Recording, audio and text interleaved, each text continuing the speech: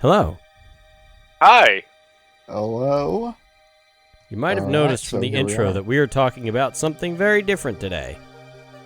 Talking about sharks. Shork people, yes. Works. All right. So, this has very quickly become possibly my favorite changing breed. And, of course, werewolves are always going to be number one because, the main character at the end of the day. But this is a very close second when it comes to just overall good, just good writing in general.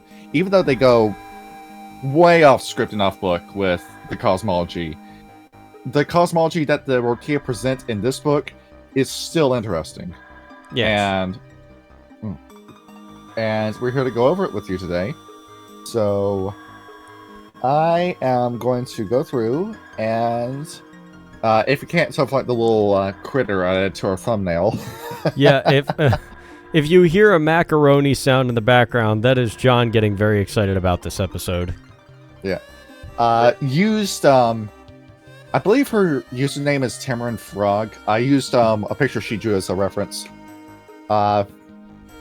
Just bringing up that account like throws you through a memory hole. Does it? Kyle, is there like any webcomic that you used to read like way back when that you really liked and then just stopped for a while? There was Lackadaisy, and also there was somebody that did a fucking spectacular Star Fox comic that I read shortly.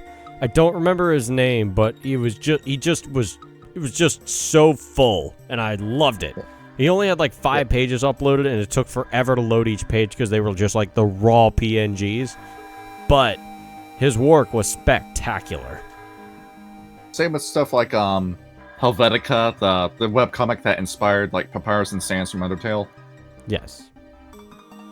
And like Tamarin drew a webcomic that I really liked and then just didn't upload for years and years until the eventual conclusion to it came out like 10 years later after she like just stopped posting altogether.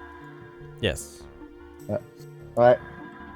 And enough about the little tangent. Let's get right into it. We have Ryan with us today. We have Kyle, and you should know who I am by this point. Yes. Alright. Let's So go. when you were looking at this, what struck you the most about the Rokea?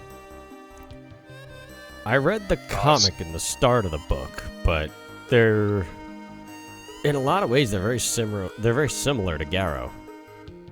They're kind of like an entire breed of red talons in a way, Yeah, really. where their book begins with saying, "Oh, we've got these Garrow above us. Should we talk to them? I think it might be a trap. Oh, it is a trap. Let's kill them." Yeah, that's basically what the comic showed us. And you've got so much weird dialogue between the Rokea, saying, "Do they look like humans? Do they taste like humans?" Yeah, I thought that was funny. As we're going to find out, the Rokea have very weird brains when it comes to all these changing breeds. I think the Rokea are the weirdest out of all of them. Yeah, And- but they are very simple to understand, and that's one thing I do like about them. It's like the Children of Gaia and the Glasswalkers, where on the surface it looks like a very simple idea, but the more you go into it and the more details you read, the more elaborate and impressive this all becomes. Yeah, and that's why they're interesting. And Ryan, you got any shark thoughts? Got any shark thoughts? Any shark thoughts? No, I like you said, I found them interesting as well. Sure. They And get natural regeneration and shit. I mean, The- all werewolves do, but But the Rokea have a little particular one because they can only do it in water. yeah. You have to be submerged for it to happen.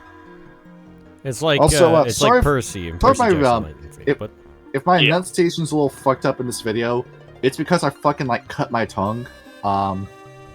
It's fucking allergy in mucus season, so as I was demucusing myself, I ended up scraping my tongue off. how the So, okay. how fun does that doesn't happen with you? No, I don't think I've ever had that. Yeah, well, like brushing your tongue is like a healthy way of like keeping like excess bacteria and fungus out of your mouth. But how did you cut your tongue on your toothbrush? And no, it wasn't a toothbrush. It was like a plastic scraping tool that's used for that. Oh. Oh, Well, yeah. Yeah, if you stab yourself in the tongue, you're going to cut your tongue. Yeah, It's so true. I ate a pizza yesterday, and it was super fucking painful to try to eat that pizza. Yeah, I had that problem. Sounds it. I asked, like, why the fuck are tomatoes acidic? Alright, let's get into it. The Rokea begin by technically saying that they're the oldest changing breed. This is by technicality. If we're going off evolution, sea life came before all other life. So even though the Mokole got the changing seed first, sharks existed before the reptiles did. So therefore, the Rokea are the oldest by technicality. And because you've got old shark spirits, they go over and explain to you that way back when, the planet was 100% water. Everything was completely covered in water. You've seen Waterworld, dumbass movie. Yeah, that's what the world was. Without the mammals. And looking at the world in question, you had all these different fish. I mean, you guys have played Spore, right? You remember the first beginning of Spore where like your prokaryotes and eukaryotes moving around a petri dish in the ocean. Yes. And you're collecting like little particles of dust and decay to try to build yourself up until you can eventually go out on land. And evolve, yes. That's what the Rokea said that the world was way back then. And they also bring up the wild, the weaver, and the worm. And it's a bit of like a chicken and egg situation because what came first, a triad or Gaia? Oh, by the way, they have 3 different names for Gaia. We have a Gaia triad with this one. And they refer to her as Sea, which is the aspect of Gaia that controls the sea. Unsea, which is the air. And I think it's called Oversea. Yeah, it's Oversea, where it's the land itself. So we have 3 different aspects of Gaia, 3 triads. And we also have alternate ancient primordial names for the wild, the weaver, and the worm in this book. You guys noticed that we were reading, right? They didn't refer to the triad as the wild, the weaver, and the worm. Yes, they got their own names for it. Yeah, we have Kun, spelled Kun for the wild. We have Set, C''ET for the weaver, and Curl, Qyrl for the worm. And this is how they describe it. So in the early times, you had Set, Curl, and Kun, who lived in water along with everyone else. And everything was like a little petri dish. Everybody was swimming around. Cells would grow in size. Organisms eventually formed. The wild, we're just going to refer to them as the wild, the weaver, and the worm for this story, was looking around, creating life. Everything was pretty cool. And then Gaia decided, maybe we should have some life on land. I'm going to create some land on myself so we can have an entirely new ecosystem. And the way they describe what they look like. By the way, this book is pretty unique. We get visual depictions of the weaver and worm that don't match any other description in any of the books. You guys want to see them? Yes, please. Alright, I had to censor this picture. So, this is the worm. It's loading, give it a minute. There it is. Oh, hey, it's what's her name Yeah, from there The she Little is. Mermaid. Yep. It's like Ursula mixed with her sister. Poor Right. unfortunate souls. I think my little like scroll upward button got stuck in the image. Damn it! Yeah, it's okay. We get the idea. It's Ursula's And crazy we also sister. got like a weird as hell looking weaver. There she is. She's supposed to be a crab or a lobster? A lobster. Everything with a shell. She does actually look really cool. I like that. So they describe what the wild looks like, and the wild is like every fish combined into one. The weaver is every crustacean combined into one, and the worm is everything with a tentacle combined into one.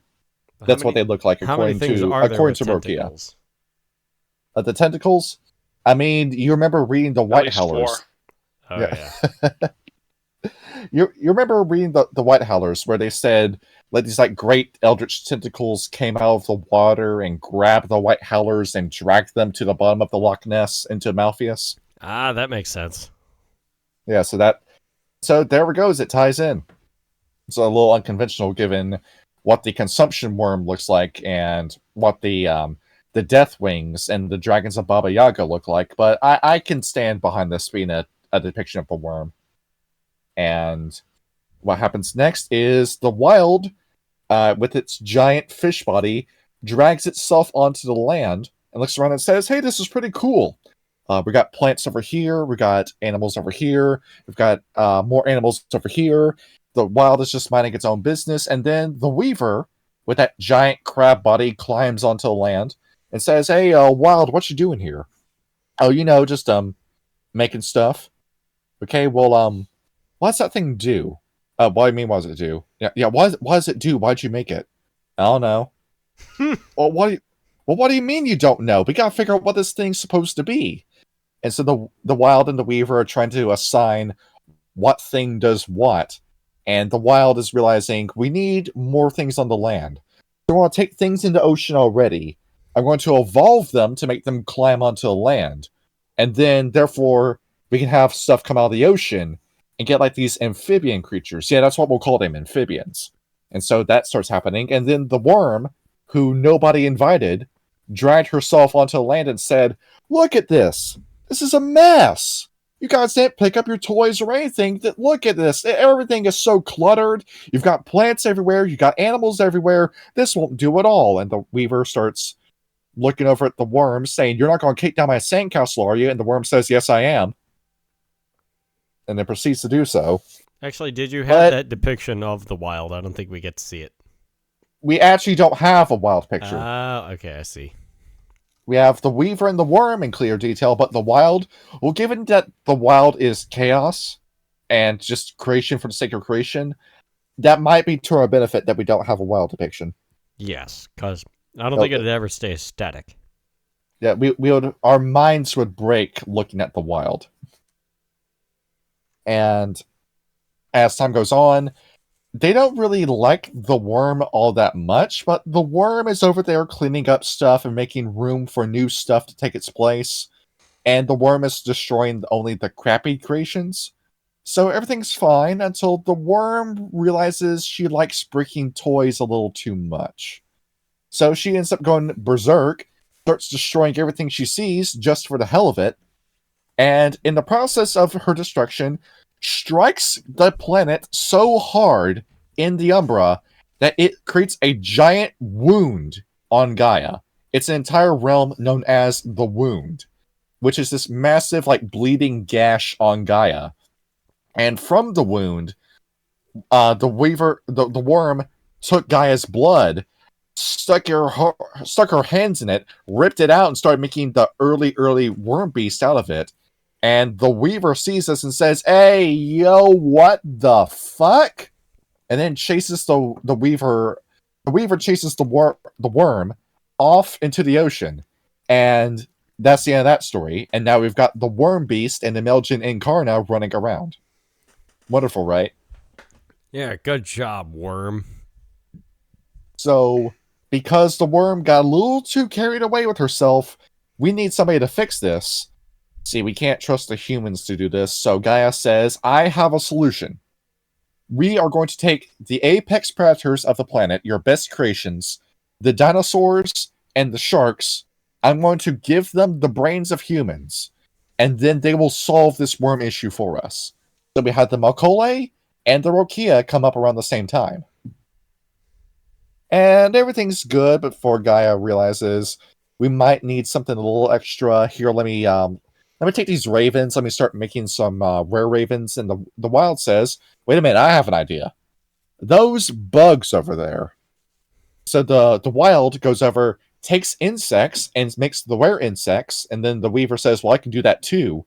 And she takes all the spiders for herself and makes the were spiders. And then we know from the Ananasi book that the Ananasi kill all the were insects. Because the Weaver starts becoming a control freak, thinks that horrible experience she had with the worm, and decides that she's not going to share anything with the wild. It's gotta be her creation that solves the problem. You gotta love the Weaver, right? We've been over this. And where's the worm in all of this? Well, the worm is at the bottom of the ocean, stewing and thinking about, when I come back, I am going to set off all these different disasters at the same time. And the wild and the Weaver are going to be spread so thin, they're not going to stop me from creating a mess. I'm going to do it because I'm an asshole. And that's my character now. I'm the worm. I'm no longer the aspect of death. I'm just an asshole. And I have all these different contingency plans. And here we go. I'm going to destroy the world, and I'm going to call it the apocalypse. That's what I'm going to call it. She comes out of the ocean, and she says, surprise, I have a new plan. She talks to the sea spirits, possesses the sea spirits, and causes the great flood. You know, the great deluge? The Black Sea deluge? Yes. Antediluvians, dude. It's all connected. They bring it up in the book. We got a little bit of vampire in here. Yeah, there you go. And Rokea, who were already pretty busy fighting all these different worm beasts in the ocean, look around and they see something they refer to as Dagon. Now, when we say that, there are 3 different things as to what that could be. It could either be a great and powerful worm spirit, La Sombra, or a demon from Demon to Fallen. Take your pick as to which one of those 3 it could be. I'm going to take the 4th option and say Eternal Night. Okay. Day gone. Oh, day goes coming. You won't fucking... go home. Get out of here, Ryan. Thank you, Ryan. All right. So it's up to the storyteller to decide what exactly, which Dagon in particular they were fighting. But yeah, the Rokea end up pretty busy with this entity that kills a lot of them. And this goes on for, well, either 40 days or 1,000 years, depending on which account you're going off of. And of course, you have Noah, and he builds the ark, and he sails off with the ark. They kind of sort of like have like a bit of like a Noah's Ark-ism, because the sea spirits, as they're rising, quickly tell all the land animals, I can't stop myself. Please get out of here before I drown you. So was Noah kinfolk then? How'd that work? Well, you got, well, I would say read Demon the Fallen, but they never got around to adding Noah and his ark to the World of Darkness. Oh, damn. We'll just say Noah was a celestial chorister. We'll say that. That makes sense. So after the sea finally goes back to normal, it looks like, oh, that was the worm's apocalypse. Oh, that wasn't that bad. It was just one sea in one part of the world. Surprise! We got Fomori. Surprise! We've got the Melgen and Karna. Surprise! I'm open your face, Weaver, and I'm about to kill you. The worm goes after the Weaver, is about to fight it. The Weaver picks up the worm, throws the worm into outer space, and then chases after it, and then you have that massive battle, which ends with the Weaver Izuna dropping the worm into the bottom of the ocean, slamming the worm down, and then binding it. And now the worm is bound at the bottom of the ocean. So like even if you were at this point to somehow, if you were like some incredible werewolf elder with all the gnosis in the world, go in and actually set free the worm, it would change literally nothing. The worm would just go back to breaking everybody's shit. Oh no, the worm already is free. We're getting to that. Oh. So Gaia makes all the other changing breeds, and yeah, cool. The Rokea are looking over and saying, well, why is it that the Mokole are getting all this help, and we ain't got shit down here? We're by ourselves fighting all these worm beasts that fell into the ocean. You remember the Wendigo book, where a land bridge collapsed and all the worm beasts fell into the ocean, it never said all those beasts died. So there's worm monsters and Fomori in the ocean, where the Rokea and only the Rokea are fighting them. And who's the one person that comes to their aid? The wild comes to their aid. These guys talk with the wild. They are the one changing breed besides maybe the Ratkin that have direct communion with the wild. This is a big deal, dude. Yes. And so the wild says, I have two things in my back pocket that I can share with you guys. The first one is the Rorqual. You spell that Rorqual, which are these gigantic. You remember like the space whales from like D&D? Yeah, I think they were a pain in the ass to kill. Yeah, the Kendori. That's what they look like. It's these cosmic whales and dolphins that swim around undersea. And you want to know how they help you? Just staying next to them gives you gnosis. Like, you get 1 gnosis per minute by just hanging around these whales. Oh, that's fucking tight. Somebody play Flying Whales by Gojira. Or And Blood of and course, Thunder you by got Mastodon. And they start taking these whales, and they will mount the whales, and there'll be like 3 Rokea riding a whale into battle, hopped up on Gnosis before they fly in and start fighting whatever worm beast is out there. That's pretty good, but we need one more thing. Mermaids, dude. There's mermaids in World of Darkness. Like actual sirens of myth? Yes. Oh, do they lure in sailors with song and titties and then kill them? No, what they are the Rokea's little helpers, where they go around, they swim around, and pretty much they're like undersea kinfolk. They don't mate with the merwomen, but they're down there and they're helping them. And you know, when you're the Rokea, every little bit of help is appreciated. In fact, let me go ahead and get you a picture of what this is. There is this epic picture. What page is this? Okay, I don't give a shit what the page is, but I'm going to get you this screenshot. And some of the artwork in this book is fucking tight, dude. It is really satisfied with my purchase. There's one thing I noticed: the artwork in the Wereshark book is awesome. Oh yeah, it is. You know what I want to see? What's that? What do you want to see? I see a bunch of whales on here, so I want to see some werewhales. Some werewhales? Call the wild on it. Get the wild to make a werewhale already. I will. I was thinking like, you know, the worms at the bottom of the ocean and there's all the worm creatures down there and there's just Grimm standing beside a submarine like, get in, moron, no time to explain. I didn't mean to upload that. That was the Rokea file uploaded. Ah. Okay, here's the actual picture. They do look neat. Look at that. There we go. Damn, look at this fearsome looking dude with a trident. That's sick as hell. You want to talk about the Aquaman movie? There you go. That's the real life Aquaman right there. Yep. That's fucking tight. And now we finally get into information we're familiar with. The Impergium. The Rokea go, what? They look at the Impergium and they say, hey, what are you guys doing? Oh, hey, we're over there. We're killing all the humans. You killing all the humans? Okay, be my guest. And they swim right back underneath the water, and that's it. That's the end of that story. Yeah. Like, cool, later. There's 5 paragraphs in regards to the Impergium, where the Rokea ultimately summarize it as, that was the Geru's prerogative. We didn't have anything to do with that, nor did it really concern us. And the War of Rage, they don't even mention the War of Rage in here. The War of Rage isn't even in this book.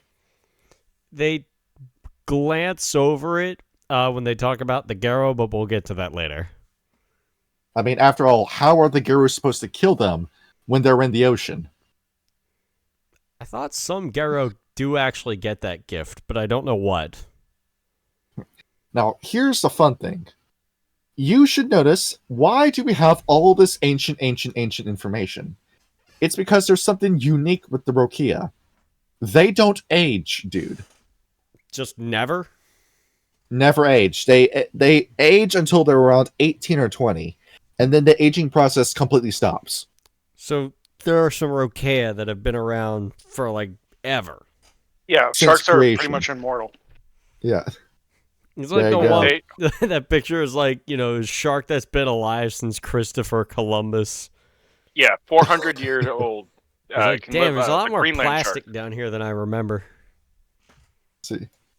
If you want to know how long sharks live in real life, it's somewhere around like 20 to 30 years, but they could go up to stuff like 272 years. That's how long a shark can live. Sharks are fucking crazy. No. And I've seen like a few reports here and there about like 500, 400. So you get the Rokea, and these guys just age forever. They never die of old age, and they never die of natural causes. The only way you can kill one is through disease or murder. Or they stop swimming. Yeah, exactly. They suffocate. Yep. And you might be also wondering, well, why did we make a rare shark? And it's because sharks are an endangered species, like the wolves were back when. Well, the wolves still are, but yeah, that's why. It's like to raise awareness as to like stop fucking poaching sharks, stop being afraid of these animals. And going down the line, we now have a completely unique part of the cosmology. You ready for this story? It's about the Weaver's Pearl. So the Weaver has this treasure chest in her realm that takes the form of this massive clamshell. And inside of it is this extremely powerful fetish weapon that she made. And it's her pearl, and nobody's allowed to touch her pearl. I open it every now and then. I take a look at it. It's very beautiful. But no, you can't touch it. You can't use it. I'm the only one who gets to use it. And the Weaver decides it's time to move locations. The worm is, her little monsters are getting a little too close to my realm. I gotta move my hiding spot for my special pearl. The worm, who is bound in the Weaver's realm, looks up at the Weaver and says, "Hey, I want you to know that I'm really sorry about, trying to destroy the world. I've been bound by you for a while. You've been lecturing me. I think I'm ready to listen to you now. I think I'm ready to talk to you." And the Weaver believes the worm. You can see where this is going, right? Yes. The Weaver believes the worm and says, "Well, we'll talk more about this later. I'm going to go move my pearl." The worm says, "I will help you move the pearl. As penance for what I've done in the past, I will be your beast of burden, as I will swim across the ocean for you as you carry the pearl." The Weaver agrees to this, only for, while in transit, the worm snatches the pearl from the Weaver and then dives into the ocean with it and attacks the Weaver as she does so, but the Weaver lands a blow on the worm that permanently severs a tentacle.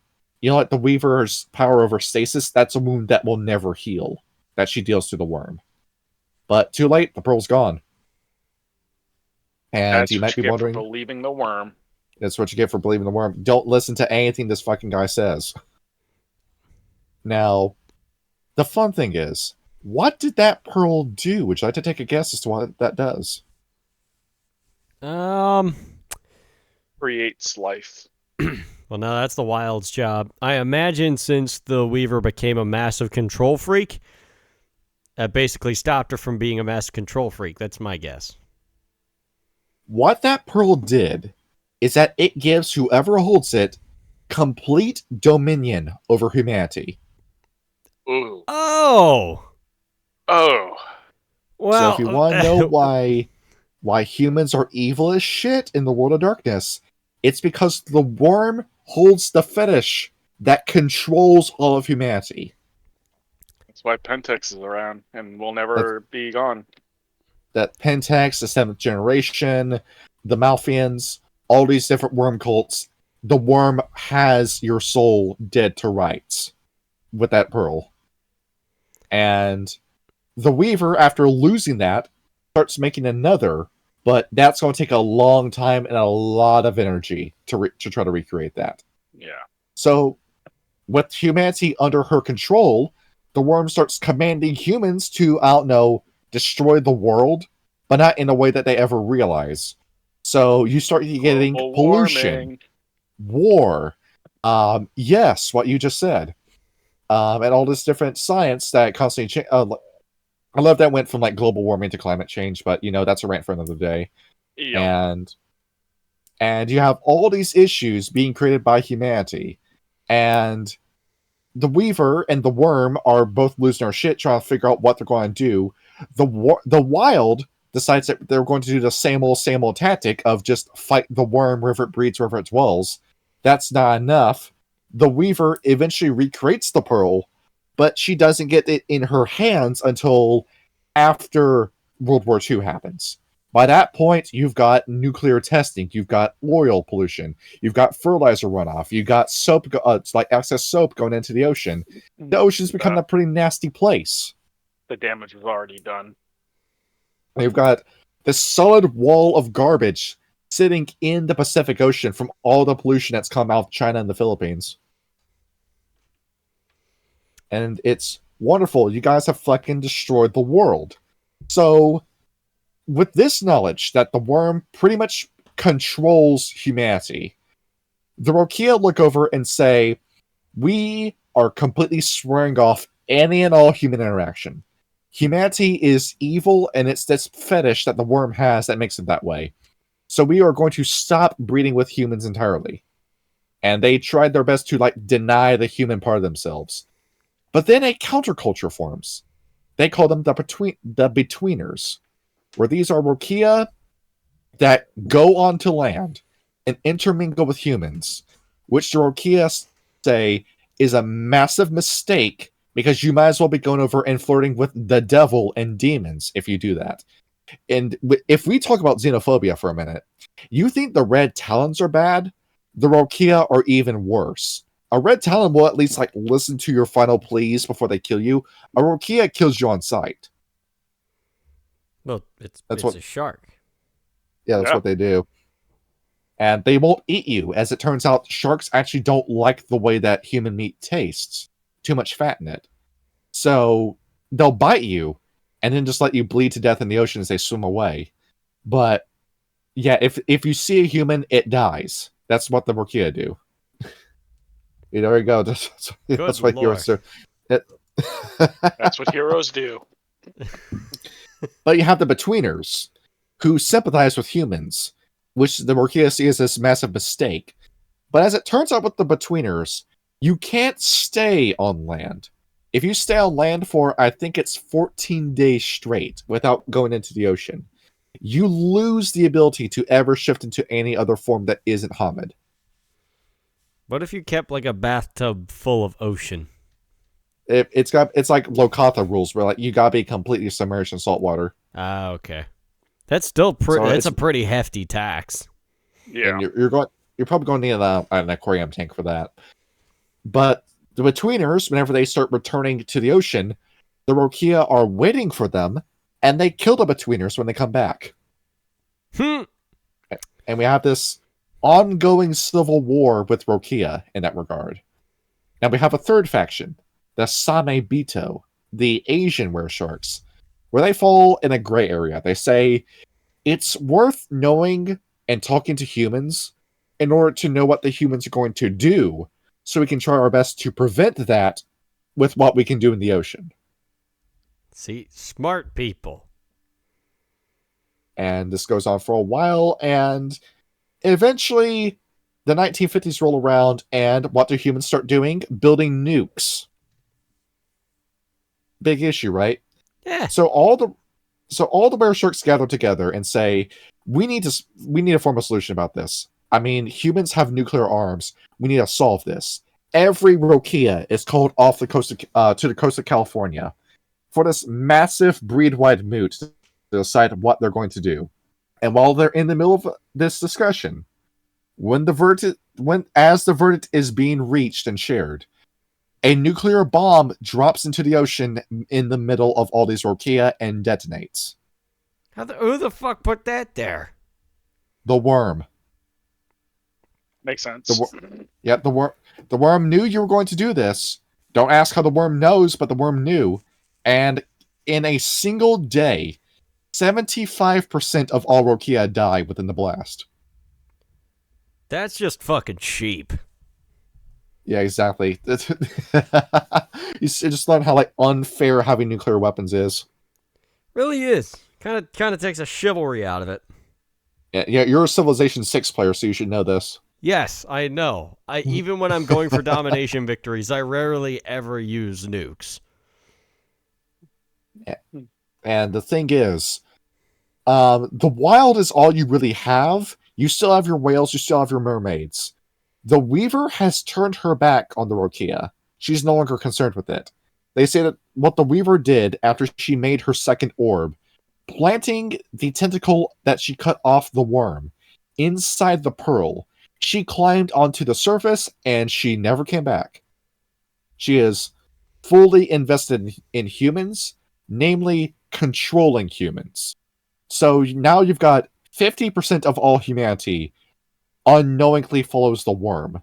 The other 50% unknowingly follows the Weaver, resulting in all the different wars and cataclysms that we're seeing today. No, we just can't give humanity a break, can we? No. Yeah, the eternal war between the Weaver and the worm, and humanity is the dead center of it. And the Rokea say, we have a litany. We had a pretty simple litany where it was just eat, fuck, fight, and sleep. That's all we really did. Pretty based. We have to change it now, out of necessity. Our new litany is simple. Survive. Just don't die. Because by this point, the worm beasts are so ridiculously strong. We've got oil spills on top, dropping oil monsters into the ocean. We've got nuclear waste monsters with all these different barrels at the bottom of the ocean. We've got all the other worm beasts that we haven't killed yet. And we've got more and more issues later down the line that are just going to get worse. We have to wait for the Weaver and the worm to kill each other before we can try to rebuild from the ashes. And that's the message. They're going to be waiting a minute. And it fucking like chapped my ass when I end up watching the last episode I will ever watch of Rage Across the Internet, which was the Rokea episode where I said there's only 2 whole videos on the Rokea on the internet. Let me check this one out just to make sure I don't like repeat anything that's already like been said enough times. And when like they're talking about like what the Rokea do, they say other Rokea are just hanging around. And like, bro, like what the fuck are you thinking? Like, did you not read the nuclear bomb shit, dude? Well, I mean, it's kind of hard to do anything when literally 3/4 of your army gets wiped out in a fell swoop. Yeah, that's why it says survive. Like they're not hanging out. Like it's not like a gay old time with the Rokea. It's that we almost died in a single night, and we are watching our asses to make sure that doesn't happen again. That's what the order is. Oh, for fuck's sake.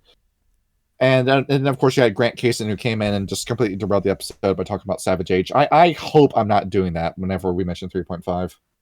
I really hope that I don't sound like that, but no, I don't think we will. And that's the history. That nuclear bomb that went off in 1955. So ever since then, the Rokea have just been scrambling and trying to do their best with what little they have left. So it's a slow climb back up to combat effectiveness. And those elders, those were-sharks that have been around since time began, majority of them died in that blast. So that's a lot of lost shit. Imagine the Camarilla if all the elders died within a single night. The Convention of Thorns would just fall the fuck apart. Exactly. If you lost Etrius, Arakel, and Hardstadt within a single night, what the Camarilla would look like. It'd basically just be Anarchs 2.0 at that point, but with a lot more sex for some reason. Yeah, that's the current state of the Rokea. And of course, as we discussed with the Rokea, that they don't age. Once you hit adulthood, you just stop aging. We also have auspices. We have 3 auspices to pick from. They're based off of what ocean you're born in. Ryan, would you like to carry this away? Once he unmutes. He's muted. Yes. Yeah. Should So I we've put got the 3 book tribes. on time? Should I put the book on the screen? Yeah, it's page 37 is what you're looking for. Yeah. All right. So, we have three auspices. We've got the bright water, we've got the dim waters, and then we've got the dark waters. Judging by the amount of text that the other two have, I'm guessing dark waters are more prevalent than the other two. Yeah, those guys are the wild asses. You want to talk about Arun, the Arun mindset that you have, Grim? This Yeah. is them. Yeah, I figured as much. So, we're going to start with the bright waters. I'm just going to read the text verbatim Yes. for the first two, and maybe the third one. But the first one we've got is bright water. The bright waters are born on a full moon. Legend goes that this is when the sun, the wound, is running low on the medicine. That's why there's no moon so bright, because his blood is seeping through. Rokea born during the day when the sun's shining are also considered bright waters. We are all warriors, but bright waters give the word new meaning. They win battles constantly, not always, through skill as much as ferocity. They are tenacious, bloodthirsty, but brutally honest and loyal to friends and slewmates. They also tend to enjoy the surface more, supposedly because of their proximity to the wound. I don't know. And therefore, the greatest number of betweeners is drawn from bright waters. And incidentally, the way you went after guards the shoals, I wouldn't be too surprised to find out that you're a bright water. Given I'm guessing there's lore stuff yeah, to go with that. They were referred to the sun as the wound, by the way, and according to this, it got like a little weird when I was looking at it. Like maybe the sun came out of the wound in Gaia, but like looking back at that, I didn't really see that in the book. So they are not a fan of Helios, if you couldn't tell from what they name him, and that's because I don't know, skin cancer, sunburn, maybe Vitamin just D. saying. Sunburn. Definitely Yeah. sunburn. Your plants growing. You don't need vitamin D. We got darkness and shadows in the water, and that's all we need. You don't need plants. Or you don't need Fish. what is it called? You just said it. Fuck. Vitamin D. No, the in other fact, one. You said plants, right? Yeah. yeah. Plants, vitamin D. You don't need light for plants. In fact, like me and you are going back and forth about like the global blooming that's going on, and how I say that's fine because like we've got like 15% more green on the planet, and then Kyle, you said, well, what about the algae? Well, yeah. So the issue with It's algae not wrong. blooms on the surface of the ocean is it blocks light from, or no, not in the ocean, but on freshwater surfaces, blocks light from the bottom of the freshwater, which allows the plants to grow, which the smaller fish will eat in order to maintain the ecosystem. Looks like these fish need to evolve and eat algae already. True. I mean, yeah, good but you can't fish. force evolution without You doing gotta sciencey shit and risk fucking up the whole ecosystem. You gotta call the wild on that. You gotta call the wild and say, get on it already. You've been picking your toes for 10,000 years. Get on this shit. But, people are already making shit, so why should I make more shit? You do in order to evolve, you need hardship. That's true. There you go. Well, these algae blooms are going to say that's a hardship in and of itself. It's true. So get on it. Got the brain of a fish, and you get smarter. The Moving dim on waters. to dim waters. The bulk of the Rokea population, such as it is composed of dim waters. Any Rokea born at night between the new and full moon, or any Rokea born at twilight or when the sun's clouded over is considered dim water. As such, it's actually pretty hard to form stereotypes about them. One thing that a lot of them have in common is that they don't like betweeners. There are some dim water betweeners, sure, but for the most part, I lost my place. For the most part, they are the ones who come a hunting. Another thing is that they aren't territorial. They like to swim from ocean to ocean, bringing news and checking up on grottos or Roquel,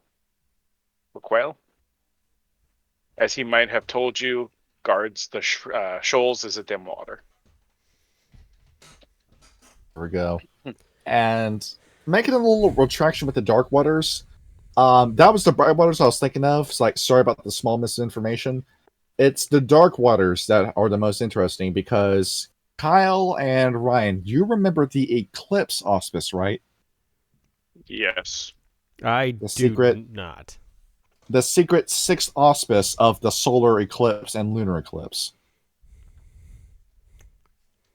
You don't remember this, do you? I do not remember it. Grim remembers it. It's the Black Furies are the only ones who really make that kind of auspice anymore, because they're the Yeah. ones who are in direct communion with Luna and Sakta, and it's someone with the sheer power of a rune, but the brain of a Ragabash. And the Rokea have that. Introducing- Class. The Dark Waters. 1 second, blowing my nose. Yeah, give it a schnoz. Get that schnoz a blow. A little cocaine on there. So you've been talking with Freya Sanders again. Allegedly cocaine for work purposes. Yes.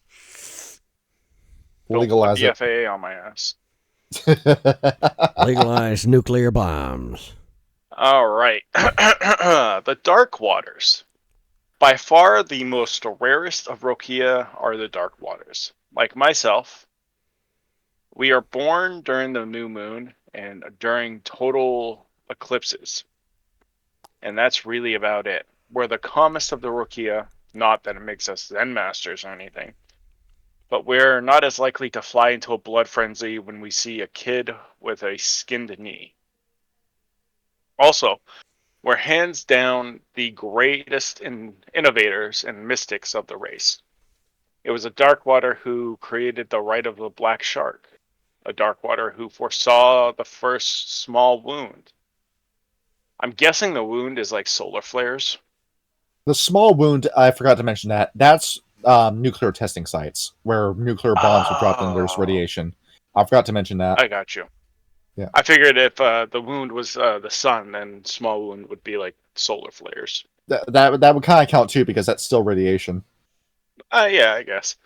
Yeah. And although this gets contested sometimes, Mizuchi was a Darkwater. Mizuchi was a lore character. Don't worry about it. I got you. Yeah, and the rest of that is like just like general auspice talk. Don't worry about reading that. Okay. Just basic.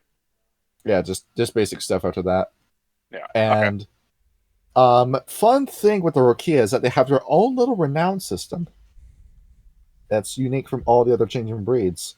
Now, the funny thing is, small rant as I'm about to talk about this. When you go onto Roll20, there are 2 sheets for Roll of the Apocalypse. One of them is the general werewolf sheet. The other one is a Rokea sheet for some reason. It's kind of, why is that? I don't know. Like, we gotta ask the guys who made these. I But guess that's just what they the had. Rokea go off of the same thing as before. Glory, honor, and wisdom is what they go off of. So, a little funny, isn't it? So they have wisdom instead of willpower then. Okay, well, willpower is like still like a thing that all the changing breeds have, but yeah, they have their own little renown system, but they go about it just a little differently, just a little differently. As for how you get this renown, we also have harmony, we have valor, and we have innovation as an alternative. So it depends on which one you want to go for. When you're a betweener, it's the glory, honor, and wisdom. When you're a straight Rokea, it's harmony, innovation, and valor. Where really at the end of the day, they're the same thing, but like under different names. And you go about these like slightly different ways. With harmony and honor fall under the same banner, where you fight to protect the weak, You make sure that the world's not being destroyed. Cool. Valor and glory, pretty much the same thing too.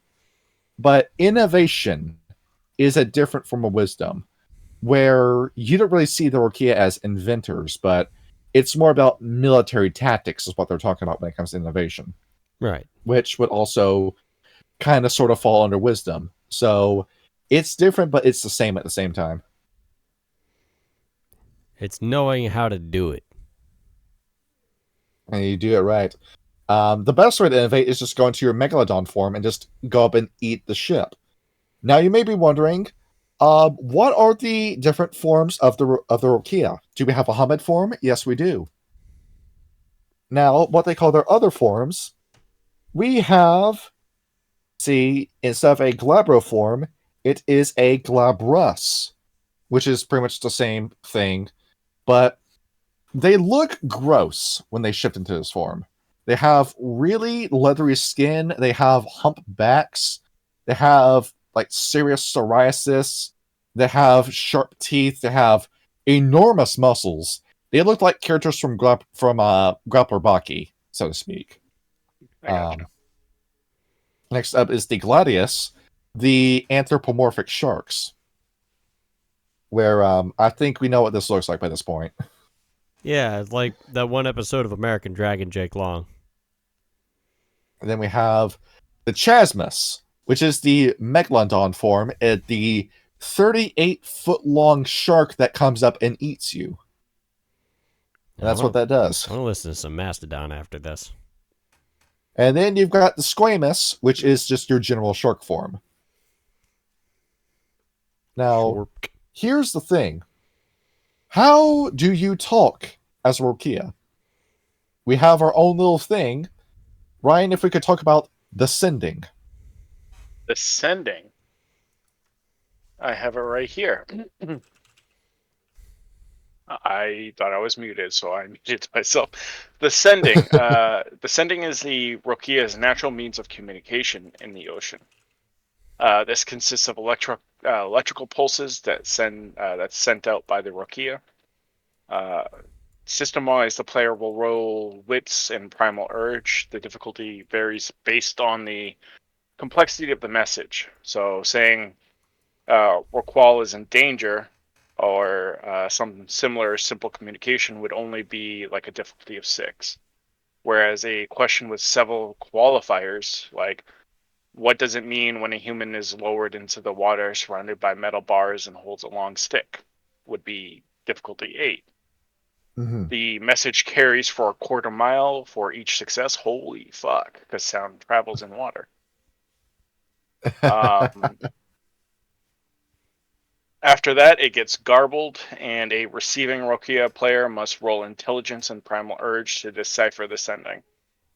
When 2 Rokea are within a line of sight, the sending can be used for normal conversation with no roll required. However, unless the Darkwater GIF silent sending is used, any Rokea in the area will perceive all sendings. On land, the sending has a range of 50 feet and is only usable in Gladius form. This presents a problem to ocean-dwelling Rokea who speak no human language yet cannot use their natural tongue in Hamid form. So, the thing is, you know about the bioelectricity of sharks, right? Yeah. They That they're use it all for hunting. Yeah, well, a shark is technically kind of psychic when you think about it, right? Where Yeah, sort of. where thanks to their bioelectricity, they're able to like sense heartbeats and like sense fear and sense movement. And this extends to the Rokea, where they're all telepaths. They all speak through psychic communication. That's kind of fucking neat. So there you go. In case you're wondering how you talk with teeth like that and no lips, that's how you do it. All right. Next up, their litany. We have one version, and then we have another version, the Betweener and the original. Ryan, we can pretty much like shoot through this, right? The litany? Yeah, we've got Do you want to do the Rokean or do you want to do the Betweener? I will do the be-betweener. Good, because I So forgot with- to take notes on the on that one. Well, it's very simple. The Rokean law is survive, hunt, spawn, swim. Yeah. That's it. What, That's it. what And page is this? this is Sorry. page 40. Gotcha. And that really is all there is to it. I mean, that those are all very self-explanatory laws, right? Yes. Yeah. After all, you got to keep moving, you got to keep hunting, you got to make more of yourself. There's no exception to not having sex as a Rokea, and just survive. We are the last of our kind. We need to make sure we continue. Now compare this to the Betweeners, where they have one that's similar but different in a few ways.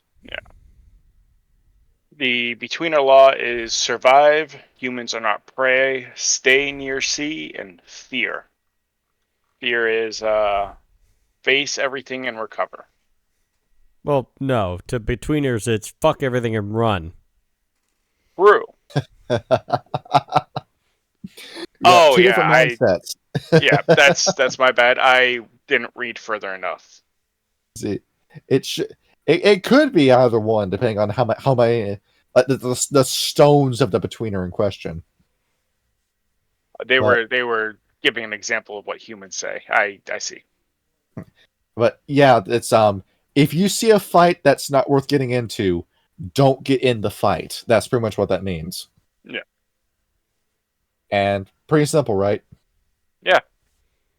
See, and looking ahead, we've got a lot of text in here. I do Um, would like to point what? out for the Betweener law, stay near the sea, where they mention if we go too long without swimming in salt water, and it says doesn't have to be sea, but name me one other naturally occurring body of salt water not infested with Mormons. Jesus. I love this book. It's as for their culture themselves, the where sharks typically keep to themselves, they don't hunt in packs, so to speak. They're mostly somnambulist, where Rokea is just going to go about his business the way he wants to go about his business. You type in "do sharks hunt in packs?" What do you get? I don't know. I'm going to though. See, they don't. They don't. Yeah. Oh, they So do. it's a lot. Right. They do or don't. It is the hunting grounds of up to 900 reef sharks, including gray reef, white tip reef, and silver tip, and black tip reef sharks. Researchers studying this nearly pristine ecosystem recently documented a new phenomenon during their nighttime dives that sharks hunt in packs. Neat. All right, there That's we go. coming We got from Mary Bates, PhD. Mary Bates, sciencewriter.com. we got some sharks who do. We got some sharks who don't. We got that's it with reef shark. See, and now that I'm thinking about it, the cookie cutter shark, that also is a pack animal. There are over 400 different species of sharks, and in this person's experience, many of them hunt in packs, including great white. That's pretty See. neat though. See, you guys remember the cookie cutter shark, right? That I don't remember. See. No. Here it is in history pages. Jesus. It's a dumb-looking animal. What the hell is that? It's a fish. Now, If We I'm didn't swimming know and I this see that animal- swimming up, I'm fucking getting out of the water. We didn't know this thing existed until the 1960s, where it was found biting into a submarine in Soviet Russia. Biting into a submarine. How big is it? It is Gotta the be- size of your forearm. Jesus. And it's biting a submarine. Yes. And as it turns out, this is the only shark out there that's a parasite instead of a predator. Really? Yes. What they do is that they bite onto you and then shimmy their bodies side to side until they cut off a piece of you like a giant meat cookie, and then they eat that and then swim away. That's fucked up. That's some worm creature bullshit right there. Yeah, but it's all wouldn't doubt natural. It's wild. Yeah. Good lord, that's scary. So The fun thing with the Rokea, you look at them, and when it comes to sex, because it's part of their litany, I'm similar are to there the Thriller and Vanilla. are there metas within the Rokea? The answer is no. They do not find each other sexually attractive. They say, we're all brothers and sisters, and incest is just icky, so therefore we don't ever make a metis. So, I told you these guys were xenophobic. It seems like we're getting like more and more conservative with the values of the Rokea. And next up, humans. The Rokea typically never will, but the betweeners, when they see a human and they want to make a homage with it, it is entirely straight to the point when it comes to it. Where a Rokea will just walk up to a human, ask them for sex, and then do it, and then that's it. Shark. They don't want to marry, they just want to become impregnated or impregnate you. They don't really love you. They don't really love hoes. Yep. And that's it. That's it. And they do have, let's see, look at this. I believe it is their own little realms to themselves, the Remora. Oh, what, like their own Umbra? Yeah, you remember like the Were-Rats had this, right? Yeah, the nest. Let's see. So the Remora in question. This is a background you can take with Rokea, where you have like a little like coral realm, where you've got like little creatures that are inside the coral that will come out of the coral and will give you a little umbral message. Okay. So behold, it's coral space and all the coral animals that live inside the coral. Kyle, I'm surprised this isn't ringing a bell for you. I don't know why. You remember the Courage the Cowardly Dog episode where they had like the people in the coral? I actually didn't watch all that much The Courage the Cowardly Dog when I was a kid because I was a complete wuss. The coral. What is coral? Like coral reefs? Yeah, the coral reefs. I don't think I remember that episode. I do remember Courage. See, let me show you this picture. Let me see if this like jogs the memory for you.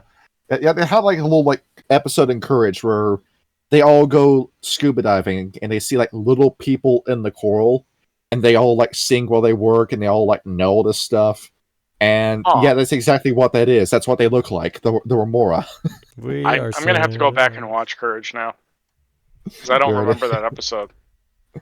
And it's got like a bunch of funny jokes in it, but yeah, it's one of their better ones. So yeah, you gotta find you talk to the little people in the coral, and that's the background you can take with the Rokea. Let's see it. And next up, what else is in this book? Whenever a bunch of are together in one group, they call it a slew. And well, we've got all kinds of shark. Let's see, the name game. Can you think of a shark? There's think of a shark. Great whites. There's hammerheads. Those are the only Bull, two I know. Tiger. Yeah. Nurse. Whale shark. Cookie cutter shark. So the sawtooth nose shark. Pretty much any and every shark can be a Rokea. So you can get really creative with your character designs for these. I always like hammerhead sharks because they're goofy looking. And it's one of like the top tier sharks because they've got the true 360 degree vision. Yes. So you can't escape them. And now we can finally talk about their relationships. Yes, relationship time. Let's see what we got. And that is on page. Where did I put that? Did I not write pages down? Cool. I'll go 49. 49. Yep, there we go. Starting up for the top, we have the Garo. So, as we said, the Rokea, we're aware from the Mokole that the Impergium, or no, not the Impergium, the War of Rage happened. The Rokea don't really care all that much.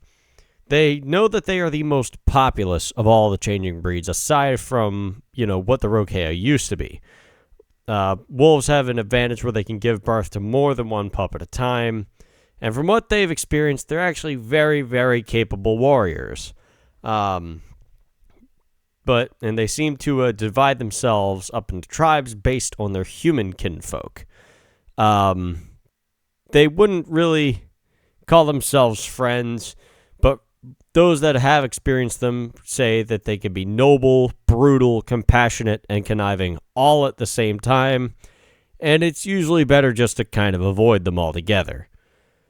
And, they also, again, like it says in the book, to give a really good reason why, consider that they made a war on the other changers years ago and are now only wondering what feels so incomplete about the world. They don't learn very well either. And we remember which two tribes in particular they talk with, right? Yes, the Macaulay and... those are the breeds. Yeah, that's it. They talk with the Wendigo and the Stargazers is who they talk to the most. Stargazers, really? Yeah, because the Stargazers have it in with the Beast Courts of Asia. Oh yeah, that's right. So you've got you've got those two, where the Wendigo will also frequently call them for help because the Wendigo came across the Rokea in their many, many operations to blow up oil rigs, which led to the two meeting, and they'll frequently call upon each other the next time they're, committing crimes in international waters. Based. Anyway, speaking of the Macaulay, they are one of the oldest changing breeds, and they're good neighbors, but they aren't exactly friends. Some of them are in Florida and in Louisiana. If you find large lizards, you're going to find Macaulay. The only place they regularly contact them is Australia because the crocodiles can swim in the sea as well. The crocs down under the cold salties. And they use humans as a food source. And it's, gutsy. And the humans still go swimming. Moving on. What's up? How many reports do we get about crocodiles attacking and eating people? I haven't seen many recently. I haven't either. Unlike the sharks, the crocodiles will actually prefer to go after a human if they see one in a watering hole compared to other animals. Tastes like chicken. It's because there's a guy out there. They know the humans. Go ahead. So you were saying, Ryan? No, that's my bad. Go ahead. They see humans, and thanks to genetic memory, they know that the humans suck at defending themselves. So that's easy food. So they'll go up to a human and drag them down into the water and kill them and eat them. It's pretty fucked up. So what about the guy in Florida? There's a YouTuber that's going around looking for a 20-foot Burmese python, and he just walks right up to crocodiles or alligators, one of the two, and he just fucking sits there and watches them. I like the wild. Yeah, I like the video of the guy that builds a crocodile disguise and just kind of hangs around other crocodiles, and then he stands up and walks away, and the crocs freak out and swim away. You also have this video I'm posting in history pages. Yeah, alligators are fucking mean. You see, it's hissing at you, dude. It's telling you stop driving up to me, and then it's your own fault. It bites your truck and rips off the bumper. Yeah. Hey, watch my truck. Hey, watch my truck. No, dumbass. Stop backing into an alligator. Watch it rip this dude's fucking hubcap off. You see these guys who go to snail speed to lightning fast. Oh, he tore his whole bumper off. Good lord. That's funny as shit. What the hell do you think was going to happen, dumbass? Anyway, moving on, we have the ratkin. They like cities a lot. More than the Rokea, more than the wolves do. Although they've heard about them helping out the betweeners, so they can't be all bad. But they heard that they expect kindness to be repaid. They don't do anything for free. but they also want to kill all humans. So, it's not easy to imagine what they want from the Rokea. As we mentioned before in the Ratkin episode, the rats tried their best to stay in contact with the Rokea. And it's specifically because of that. It's because they're both genocidal when it comes to humanity. Yep. People ain't never having an easy time in a world of darkness. Anyway. No, start calling on God and become imbued already. I could have done that, but I wanted to stay with my family, and then I got turned. So I kind of shot that to shite. Anyway, Korax. So the bird changers are, as far as their knowledge, the only surviving changers created from the overseas. They act like the Remora, carrying messages, acting as sentries, giving warnings. And revealing yourself as a Rokea to the Korax might either be a fantastic or a terrible decision, and that is entirely up to you. I think I might have gotten it mixed up where maybe oversea is the air and then unsea is the land. This book is good, but it gets like a little like esoteric with the names. Well, I mean, they're in the ocean the whole time, and everybody else was, coming up with the naming conventions. And then it's pretty much Gaia is the one who made all these, except for the Ananasi. Speaking of which, they don't mention the Ananasi at all in this book. They really don't. They've also got. What's up? I guess the Weaver never told you what she was doing up on land. No. Like when you communed with her. Yes. Next, we have the Nuwisha. They believe it is a group of wolves that have split off and focused solely on jokes. They know in the Pacific Islands, people tell stories of sharkmen called the Mano Kanaka, who play pranks on fishermen. And they've heard bright waters wriggling into a dolphin skin to mess with humans. And as the book says, what these coyotes are trying to accomplish by playing jokes on the bad-tempered wolves, however, is quite beyond me. Yes, that's just the Nuwisha in a nutshell. The Nuwisha think they're geniuses, but they really aren't. Yes. They don't know a whole lot more about any of the others. They to their understanding, the Gural are dead. The werebats are also dead, and Camazotz. the Camazotz are dead, and some others are probably also dead, but they don't know. As far as other things out there in the scary-ass world of darkness, you have vampires. Now, they know about vampires in films, but they don't know how much of what's portrayed is actually accurate. They do remind them of the lampreys, but not as wholesome. As the book says, they are lampreys on land, sucking their way into everything until there's nothing left to eat. But there are vampires in the ocean, actually.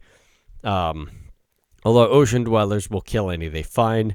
They've heard stories from Remora that humans with webbed feet and scales, who feed on the blood of whatever they find, including Rokea, basically steer clear of them.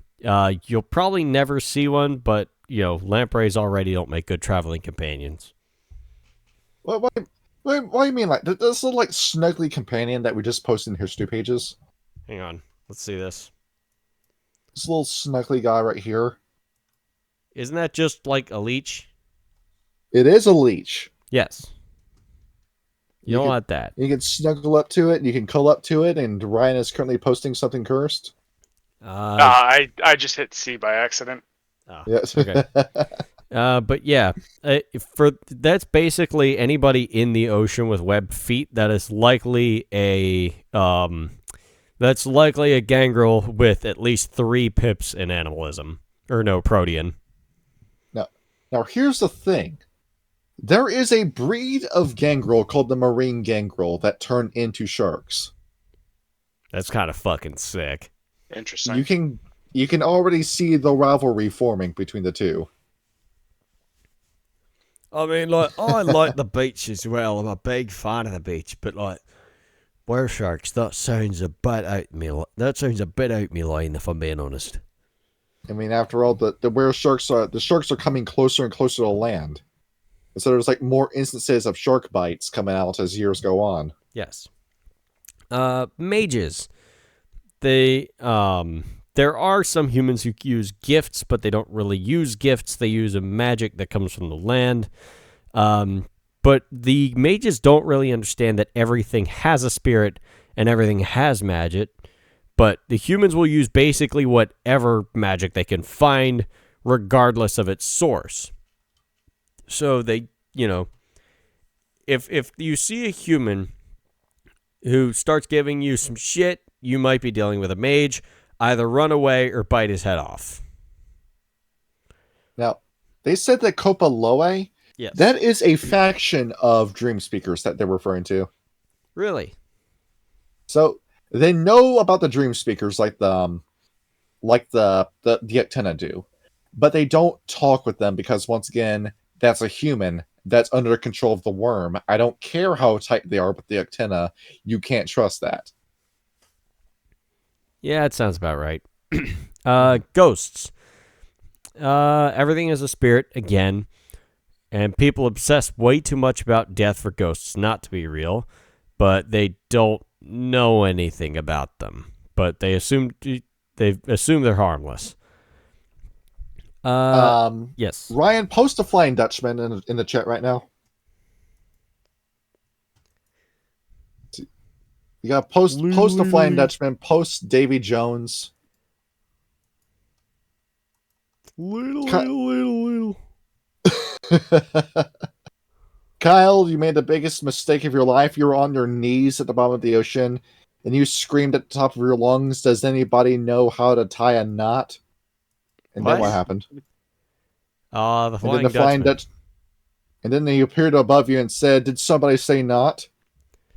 I'd love to see, like, what was it? It reminds me of that video, The Sea of Thieves, where it's like the guy's just sailing on the ship. His friend comes over, yells, "Captain!" Yeah? Look! And his ship's coming right for them. Yeah. Okay, changelings. The islanders are friends of the Rokea, and the spirits of the land live on in the Menehune, and they respect the Rokea. Oh, goodness. Continue. That's just Anyway. that's just random bullshit I thought of. Okay, there are spirit people in the Americas as well. Oh wait, no, I missed some stuff. Yeah, you think with all the potential allies on the islands, they could have stopped the invasions, the destruction of the ecosystem, but oh well.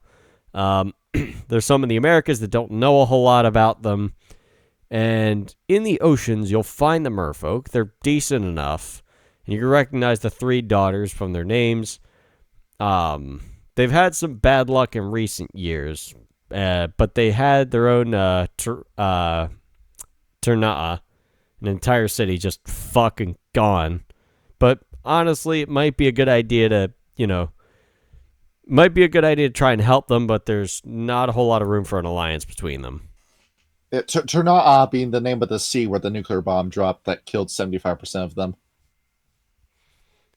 And there is a changeling kith, the Selkie, the half-changing offshoot of the Puka, where it's the women that wear the skin of seals and become seals and swim through the ocean as seals. Or you can 100% see them teaming up with the Rokea. Yeah, I'd probably have fun. And you can see that because that's who they're talking about in this paragraph. Yes. And we already mentioned the 5 forms. Now, what we don't mention are hunters or demons in this. Well, I imagine it's hard for both of them to get down there. Oh, no, not with demons, no. I mean, after all, we mentioned Dagon earlier. That could be the Dagon from Demon the Fallen. Yes. And after this, also, check out the fucking sick picture on page 54. Page 54. Oh, yeah, that's fucking tight. Yeah. Holy shit, you can tell just the fucking spine there. Good lord. You can tell why I like these guys so much, because they look so gnarly. Yeah, they're fucking awesome.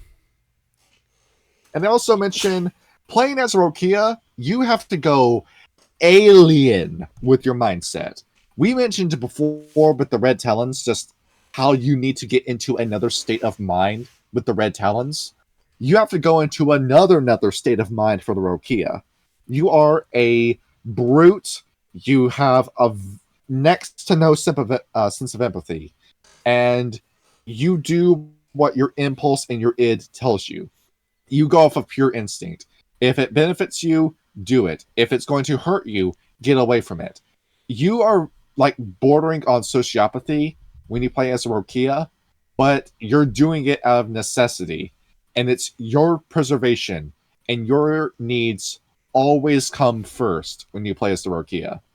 And with that lack of empathy, it's not that you're evil, it's just that you've got no sense of morals because you've never needed morality. Yeah, you That's have what survival. you do as the Rokea. It's part of their litany. As well, you do have a human brain. You can tell right from wrong. You can tell what's going to hurt you and what's safe, but you don't have it codified like every other changing breed does. So that is what I really like about them. And they mention with breeds, the Hamid and the Squamous. Yeah, have fun with your one Gnosis as a Hamid. You play as a Squamous. I mean, 95% of all the Rokea are Squamous. 5 Gnosis, dude. That's fucking busted. You get to save your XP on all the Gnosis you would have spent. Well, just play as a Squamous. Yes. And yeah, you already know how Hamids work, and I just described the Squamous. And you do have, like, species you can pick, where we have playable Great Whites, Hammerheads, Bull Sharks, Tiger Sharks, Mako Sharks, and Goblin Sharks mapped out for you already on page... What is this? Oh my god, what is this? Page 58 is what this is on. And you get like a little like bonus based off of what kind of shark you're playing as, but really you can just play as like any shark you want. And I think they only had the one page because with all the different sharks out there, there's so many different sharks you could have like added onto this. Yes, definitely. And of course, we mentioned the auspices, and bright water gives you 5, dim water gives you 4, and dark water gives you 3 rage. That's what they do. And of course, they have it in the appendix too, like a little bit of like animal facts. And of course, on page 61, there's your stat bonuses with the different breeds. That is a sharp drop in appearance between the forms. What on page 53? And 61. 61, okay. So never ever spec into manipulation when you play as Rokea. Just never do that. Likely you're not going to need it. Yeah, more likely not. Well, like we said, brutes. You see that with the Chasmus plus 4 to strength. That massive jump. That's fucking terrifying. Except no dex, but I don't imagine you need it. Behold, Ryan, we found a guy who can out-punch Grim. Surprising. Grim's looking to purchase a submarine. Go. Yes. Long story, yes. Short story, yes. You gotta ask Freya Sanders, can you cast a spell on me to make me, like, have one breath that lasts a really, really long time so I can go underwater and fight a shark? You have water-breathing capabilities, Freya. We just gotta, like, put you, like, there's, like, a little stasis spell that will keep you in one condition for a while. Yep. That'd be kind of neat, though. Like, Grim just, like, jumps into the ocean just to see if he can fight a shark. Because I'm not going to bring him to land. That's what cowards do. Yep. He needs that honor. He needs the glory. And they have weakness to silver because they have auspices based off the phase of the moon, like Luna. And little interesting factoid. You have not played Masquerade Bloodlines yet. No. But there's a little detail in Masquerade Bloodlines. One of the side quests in that game involves your character getting paid to hunt down a wereshark. You heard that right. Who's getting paid to hunt down a wereshark? The vampire you Me. play as in Bloodlines. Huh. And here's the thing. You can win that fight. And there's one reason as to why you win that. The regeneration. A Rokea can only regenerate in salt water. So, even though it's a damage sponge fight, you can eventually win a one-on-one fight with the Rokea. You can't win the fight with the Geru, because even when you have the flamethrower equipped, you're fighting Hamid Geru who have Master of Fire. And on top of that, there's 3 Geru chasing you during that part of the game. So you're better off just like hiding. Yeah, this is why you can fight a wereshark on land. As a vampire, no chance with any other changing breed. Yeah. So, this is also why they don't go out on land very often, is because they're going to get their ass beat if they go out on land. Because even though you've got crazy physical stats, that regeneration is enough to screw you over. Yeah. Now, here's the fun thing. The gifts and the rites. Let's begin with the gifts. Gift time. Okay, so going down to gifts over on page 65. Let's mosey on down there. Starting off, we got a number of level 1 gifts. I'm going to start with, and also their gifts are typically very, very simply named. So I'm going to start with Fast, level 1. Sharks can survive for long periods of time by living off their internal store of oil. Rokea can use this ability on land as well to survive without food or water by consuming their own gnosis. This gift is taught by a shark spirit. System. The player spends 1 gnosis point. The character need not eat or drink for 1 week after activating the gift. If the character wishes to fast for longer than a week, she must reactivate the gift, which of course costs another point of gnosis, before the first use of the gift ends. If she does not, the gift will not function again until she is eaten. Just very simple. If you want to stay alive on land for a week, fast. There you go. Real simple. Since these are short, do you want me to do 2 level 1s? Yeah, go ahead. Yeah, I'll also go and do Killing Bite as well. Fighting Jaws is the preferred form for combat beneath the waves, but sometimes the need to attack swiftly or fighting in a confined area, like the grotto perhaps, disallows this form. This gift, taught by a shark spirit, allows the Rokea to use this powerful bite in any form. System. The player spends 1 rage point to activate the gift. The character's next bite attack, if successful, inflicts 2 additional health levels of damage. Jesus. You gotta love it. Yeah, that's scary right there. Okay, moving on from that, we're going to go up to level 2 then, and I'm going to start with the Big Gulp. Rokea can swallow any object she can fit through her jaws and regurgitate it later completely unharmed. Many Rokea use this gift to transport clothing so they don't have to steal clothing every time they go ashore. Living beings are not protected by this gift.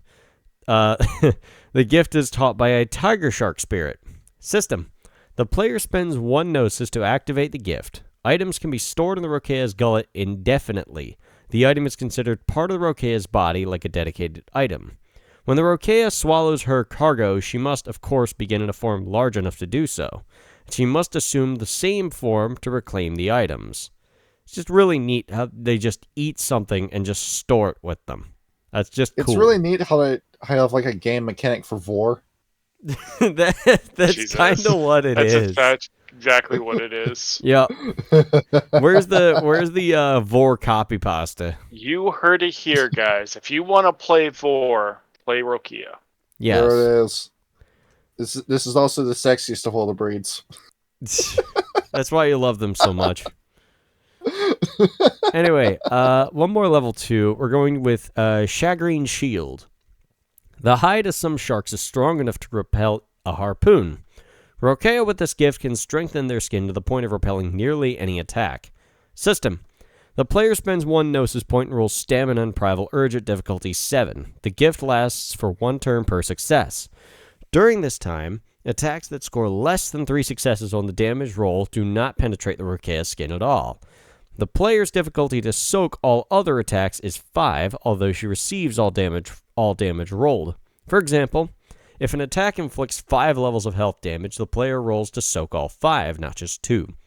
Bashing damage is halved before soak is rolled, rounding up, which means that an attacker must score more than 6 levels of bashing damage to have any chance at damaging the Rokea.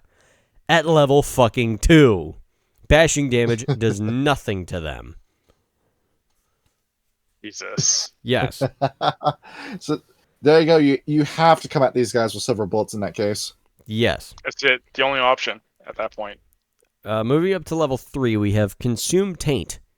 Marine garbage dumps often attract sharks looking for easy meals, but they also attract angry Rokea. With this gift, the were-shark can eat refuse, be it waste, oil, garbage, or even barrels full of chemicals, thus rendering them harmless to the sea. This gift is taught by a tiger shark spirit. System. The player rolls stamina and survival at difficulty 7. Each success allows the were-shark to eat 1 pound of waste without harm. It is possible to consume nuclear waste or even worm toxins with this gift, but the difficulty is increased by 2. A botch on this roll inflicts 3 levels of unsoakable aggravated damage. So this is how you clean up an oil spills. You get like a giant pot of, or a giant slew of Rokea. That's how you do it. The big hell stew. Yes. Let's You don't hear see. me typing right now, do you? I do not. No. The other ones of these are kind of long, so I'm going to skip over the rest of the level 3s for the time being. And I'm going to have a long level 4, new Relentless Hunt at level 4. Sharks are simply amazingly simple beings crafted by evolution, or sea, to hunt, swim, and spawn. The Rokea, of course, are slightly more complicated. Even so, a Rokea with this gift can choose a course of action and then not be dissuaded from it, come what it may. This gift is taught by a shark spirit. System. When the Rokea learns this gift, she chooses a goal or course of action. Quote, protect the warm currents grotto, or hunt down Bleed's Night. Once set upon her course, nothing can force her to leave it. No form of mind or emotion control will cause her to abandon or act in a manner to counter that goal. The player receives 1 automatic success on any roll directly involved in accomplishing the goal or following the action. If the Rokea ever wishes to change the focus of the gift, the player must spend a permanent willpower point. If she accomplishes her goal, she may choose another without expenditure. The goal chosen cannot be too vague. For instance, quote, fight all the enemies of the Rokea, or quote, survive. Can't do that. The storyteller determines what goals are acceptable. So basically, you can build your own quest with Relentless Hunt, if you're a high enough level. You see this, right? There's like so much creativity you can do with the Rokea. Yeah, I really like it. I think it's neat. Moving on to the big ones, we've got 3 of them. So I am going to go with, let's go with the last one, Whirlpool's Maul, level 5. The Rokea opens her mouth, and anything not firmly affixed to the ground is swept onto it. She does not actually consume the materials or beings thus captured, but they are never seen again. It is believed that the sea takes them, and they are forever lost in the pelagic depths. A spirit servant of the sea teaches this gift. System. This gift only works in Gladius or Chasmus forms.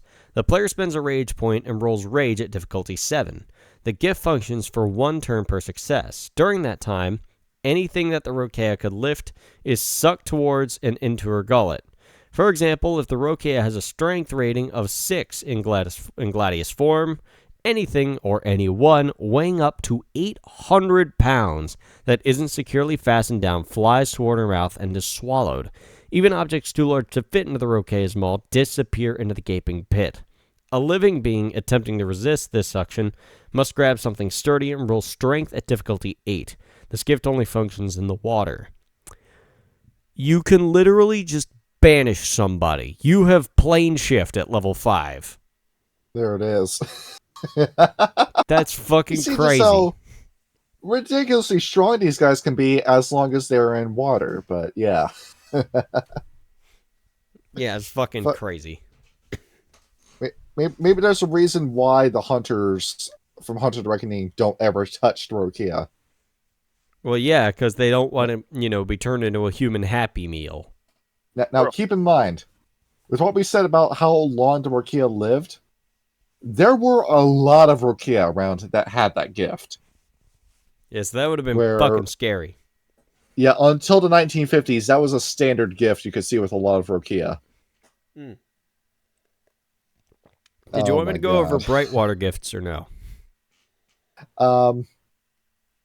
We can do like just one of each, really. Yeah, okay. So if that's the case, I'll start with Eyes of the Wound at level 1.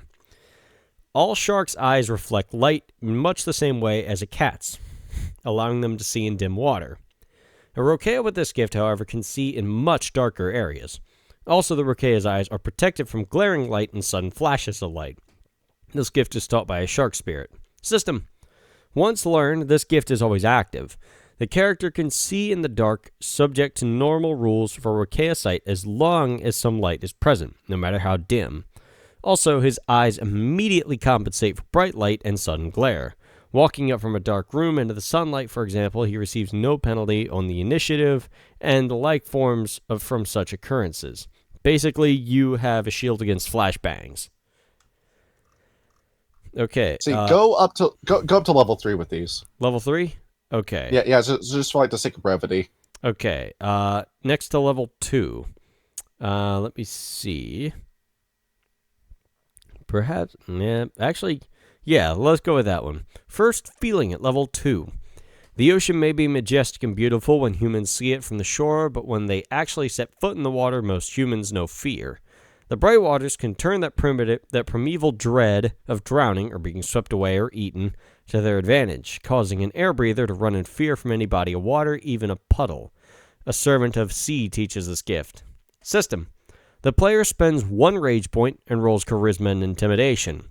The difficulty varies based on how large a body of water the target can see at difficulty 4 for the ocean, 5 for a lake, 7 for a pond, 8 for a swimming pool, 10 for a puddle.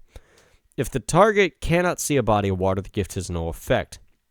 If the roll is successful, the target is overcome with fear and runs in terror for the highest ground he can find. This terror lasts for 1 turn per success. First feeling has no effect on Rokea or any other creature that can naturally breathe water, including shapeshifters who know gifts that allow them to do so. So much like how the red talons have a gift that will scare people away from nature, the Rokea have that with first feeling. And then at level 3, speaking of fear, we have School's Fear. The bright water can cause a group of beings, be it a school of fish, a crowd of people, or even a pack of Garrow, to be seized with the fear that something is coming to eat them. Those gripped with the fear will panic and run or swim for their lives. This gift is taught by the spirit of any small schooling fish. System. The targets need not actually see the Rokea for the gift to work. The player simply rolls charisma and intimidation. The difficulty depends on the targets. Used against a school of normal fish or a group of humans, the difficulty is 6. Against active predators, a school of sharks or a pack of wolves, or even a group of soldiers or policemen, the difficulty rises to 8. Used against any group that includes supernatural beings, the difficulty is 9. If the roll succeeds, the group panics and runs for 1 turn per success. Humans and fish usually keep fleeing until they reach safety. You could just turn somebody away. It is pretty neat, though. So behold, the D&D ability of turn is available. Yeah. A lot of very You're not- D&D-esque spells with these gifts. Yeah, and they're all extremely powerful. Yes. Anyway, so See, those are next? just some of the Rokea gifts. There's many, many more in the book. and in terms of rights, let's go over rights now. It's the right thing to do. Ryan, did you just mute yourself? No, you did not. No. I'm not muted. All right. It rites are rituals, right? All right. Yes. Okay. rites. Rituals. Well, no, not rituals, rites. Oh, rights, yeah. I do have rights. Yes, you're right. So we've got the Rite of Rokea Blood, which is a level 1. I'm just gonna go, for the sake of time, go through the systems. All right. So while you're in shark form, the Rokea leaps from the water towards the sky. On land, the Rokea needs to stretch her arms heavenward, and the player rolls Perception Ritual, difficulty 8. The success allows Rokea to sense the direction of any suitable partners within 10 miles. Basically, maybe I do need to go. What? Maybe I do need to go over what it does. Yeah, that's kind of vague, but like basically what it is you have Rokea Tinder. Yeah. Pretty much, yeah. But it was there another one of these? I swear we went over this before with another changing breed. Uh, Oh wait, was it the girl? I think. No, the girl don't want to have sex. So they're all virgins. No, I do remember that though. It might have been the ratkin. It might have been. to be honest, it does sound something like the Reckon would do. Yeah. Yeah. I mean, you talk about rabbits, fucking now rats. The rats, dude. Rats just can't keep it away, bro. Is he? It's they're drowning in pussy, and that's terrible. All right. So, moving on, I will go on to. Do you want me to do one of each? Yeah. Eat one of each level. All right. Not gonna lie, I thought that said right of passing the nut. It says net. Yeah. No. We all got sex on the brain now. Ladies and gentlemen, nut.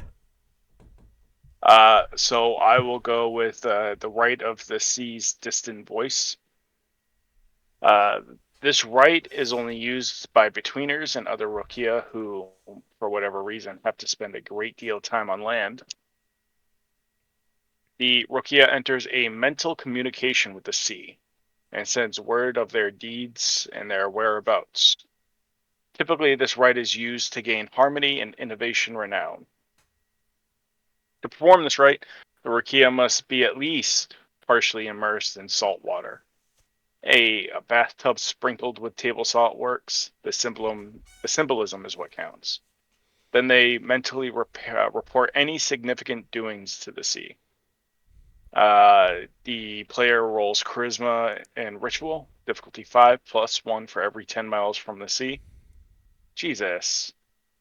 What the hell? Oh, wait, hang You're on. like, if you're 50 miles, that's a difficulty, what, 10? Yes. Yes. It's a lot of difficulty 10s I'm noticing. That's if you're 50 miles away from the sea. Success indicates that the Rokea receives or loses harmony and innovation renown as her deeds dictate. So yeah, this is why you see a lot of these guys on the beach, so they can actually use their rights. Yeah. ET phone home. If you see like the same sexy beast man walking up and down the beach every day, more than likely he's a Rokea. Like the guys that go jogging on the sand at like fucking 5 in the morning. Yeah. Like the character from Jimmy Buffett's Margaritaville. Yep. That's You pretty much heard it here, folks. Fucking Margaritaville was about a Rokea kinfolk. Yeah, he blew out his flip flop. He stepped on his Pop-Tart. That's why he was going to have for breakfast, and now it's been smushed. Yep. It was so disappointing. Like the other morning, I had a box of Pop-Tarts in the bottom of the pantry, and I grabbed one. I took a bite into it, and it was fucking rock solid. I was like, dude, I can't even fucking eat this. Toaster it. So put it in the microwave. We'll soften it up. I was Right. already on the way to work. I didn't have time. Put it in your engine. It'll be done by the time you get.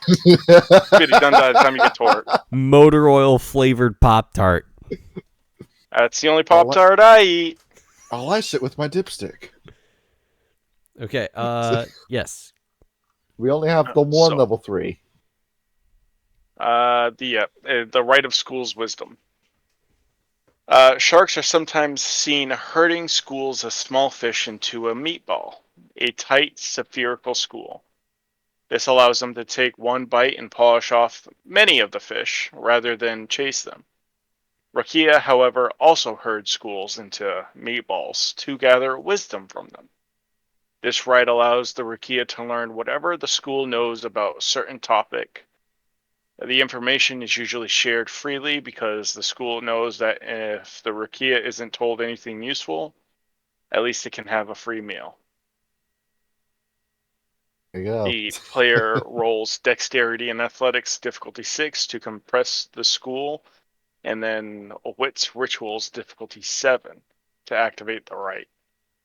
If the roll succeeds, the school will answer the Rokea's questions about a given topic honestly and to the best of their knowledge.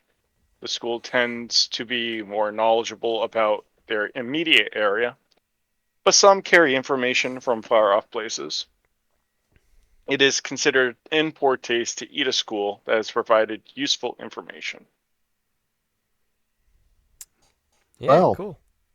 Fish are friends, not food. Yes, they It's true. are. Well, I mean, they're It's food too, but you know. The Finding Nemo reference 3 years before that movie came out. Yeah, basically. See, yeah, you love that movie, don't you, Kyle? Actually, I'm not a huge fan of it. What? Understandable. It's okay, but like Pixar's done better. Like the best Yeah. Pixar movie is undoubtedly The Incredibles. I thought you were going to say Wall-E for a minute. No, I mean Wall-E's good, but like, you know, it's a bit too heavy. Not that good. Yeah. Yeah, we are talking about what plan each of the Incredibles would be, Oh, what There clan? we go. or at least what disciplines they would use. Huh? See, potence, vicissitude. Yeah. Chemistry and celerity. Yeah, that makes sense. We also said I believe it was obfuscate. Jesus. Obfuscate. Obfuscate. Obfuscate for Violet as well. Yes. Got it. But you that go. is essentially what we came up with. Identify the Diablerist in this family. It's Frozen. It's Frozen. That's the only one I couldn't think of who would he would be under. Well, there's no fucking. Tremere. Well, do Tremere have ice powers? Yes. They do. Frozone, yeah. Yeah.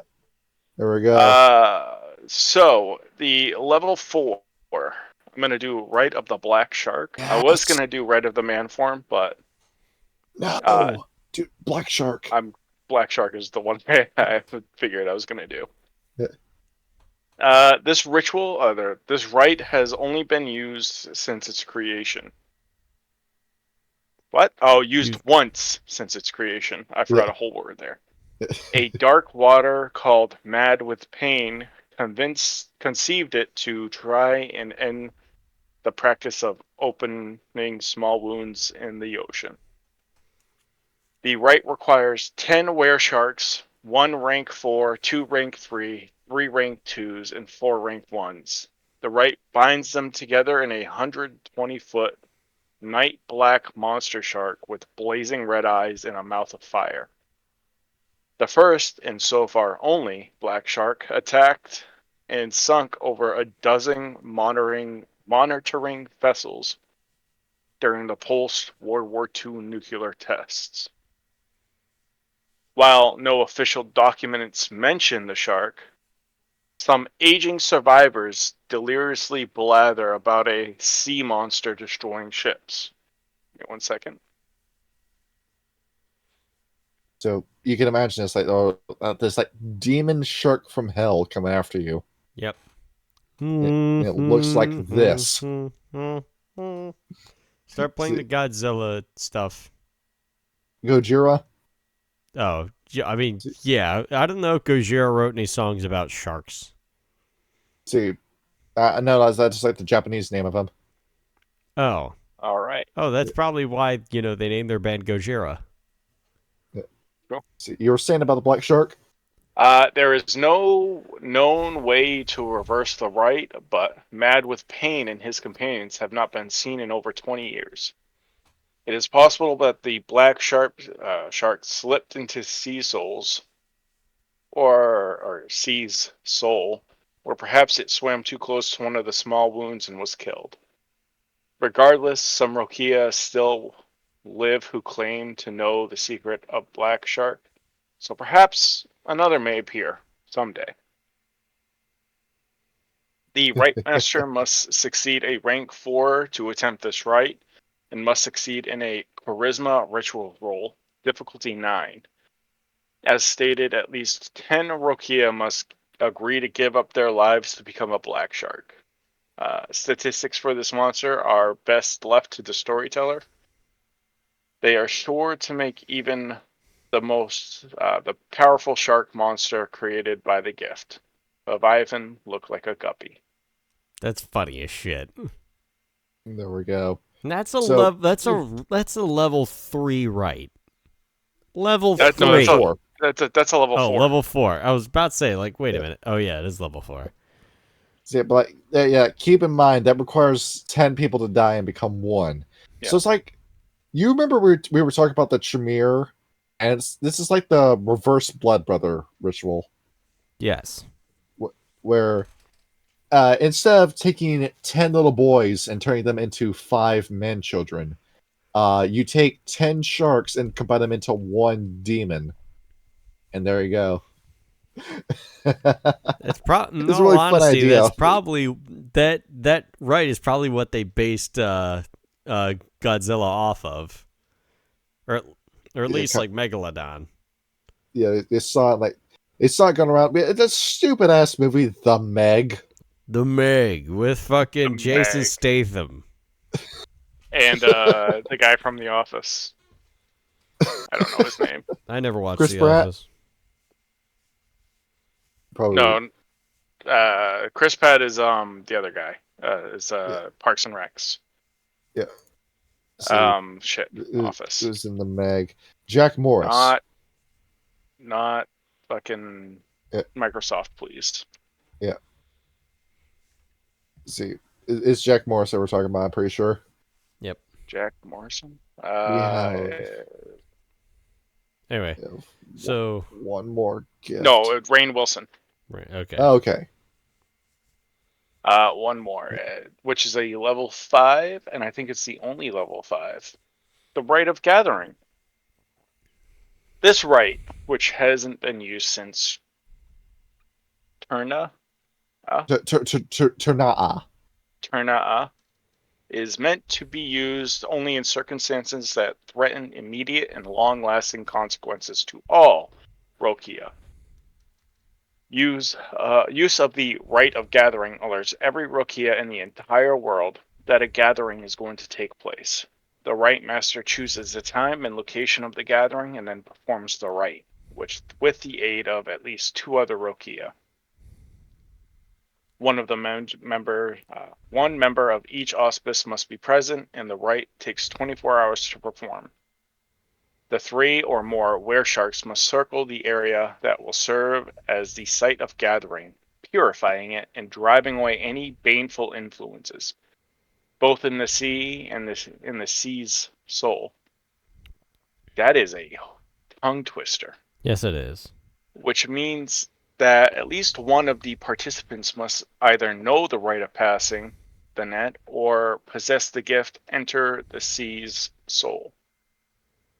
If the rite is successfully performed, each wereshark in the world, whether betweener, same Baito, ocean dweller, or even the follower of Quirrell, will know the plans for the gathering.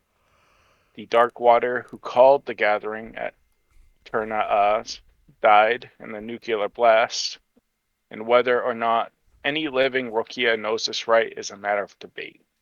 Now, to explain what the Rite of Passing the Net was, it's a free step sideways. That's what it is. Kind of useful. This is another difficulty 10 for Charisma and Ritual. made by the Rite Minister.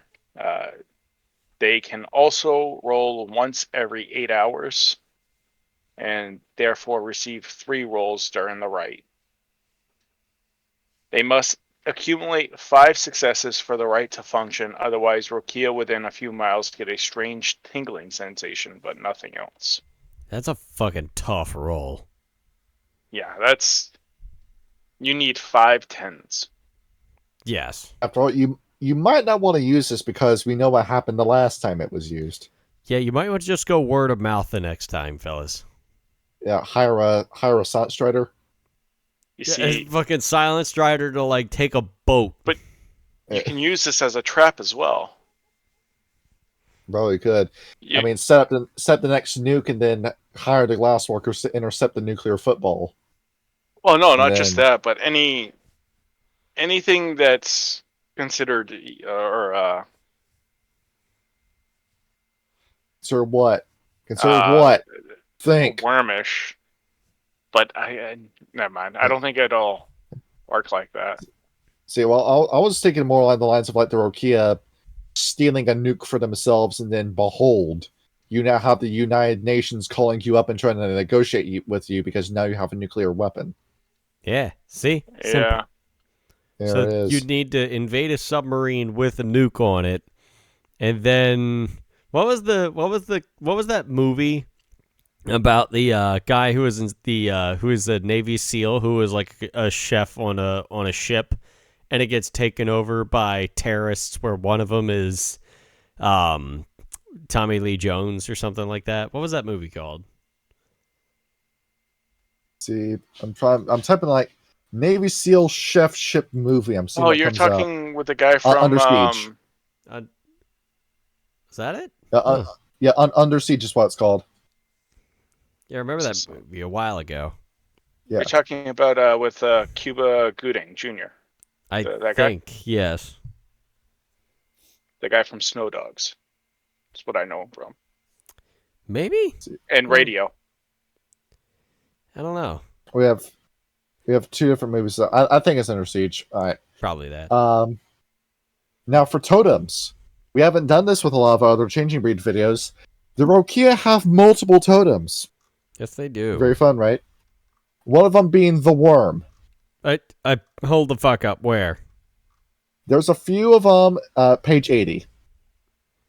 Yeah, I know. I'm on page 80. Where the fuck do you see the worm at? The gray the rectangle. quirrell. That's the worm.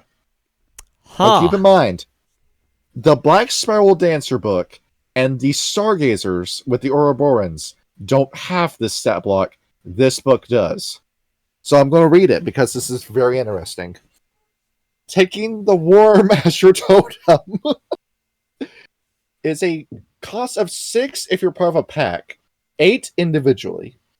Traits: the worm will give you 3 stealth, 1 linguistics, 2 occult, 2 survival, and 1 dot in wits. That is a very delicious package. That is a very good package. She also provides food and shelter for all of her groups in the form of large, tasty squid from the ocean, which you get to fight and kill yourself and serve up however you want. And she'll also whisper hits about how to survive on the Unsea. Okay, so the Unsea is the land itself. Got it. Needless to say, Quirrell does not require Gnosis. You don't have to pay her Gnosis in order to do tribute. The thing is the ban where what the worm says, you do it, no questions asked, or you lose favor immediately. Oh, it won't cost you much. Only your eternal servitude towards my goals. And I will give you all the power you need, Rokea. All the power that the wild failed to provide. If you would just sign the card, pretty lady. Just write your name down here on our contract. We use blood. It's more permanent than ink. You understand, right? It's only the way we do business down here. Fuck that.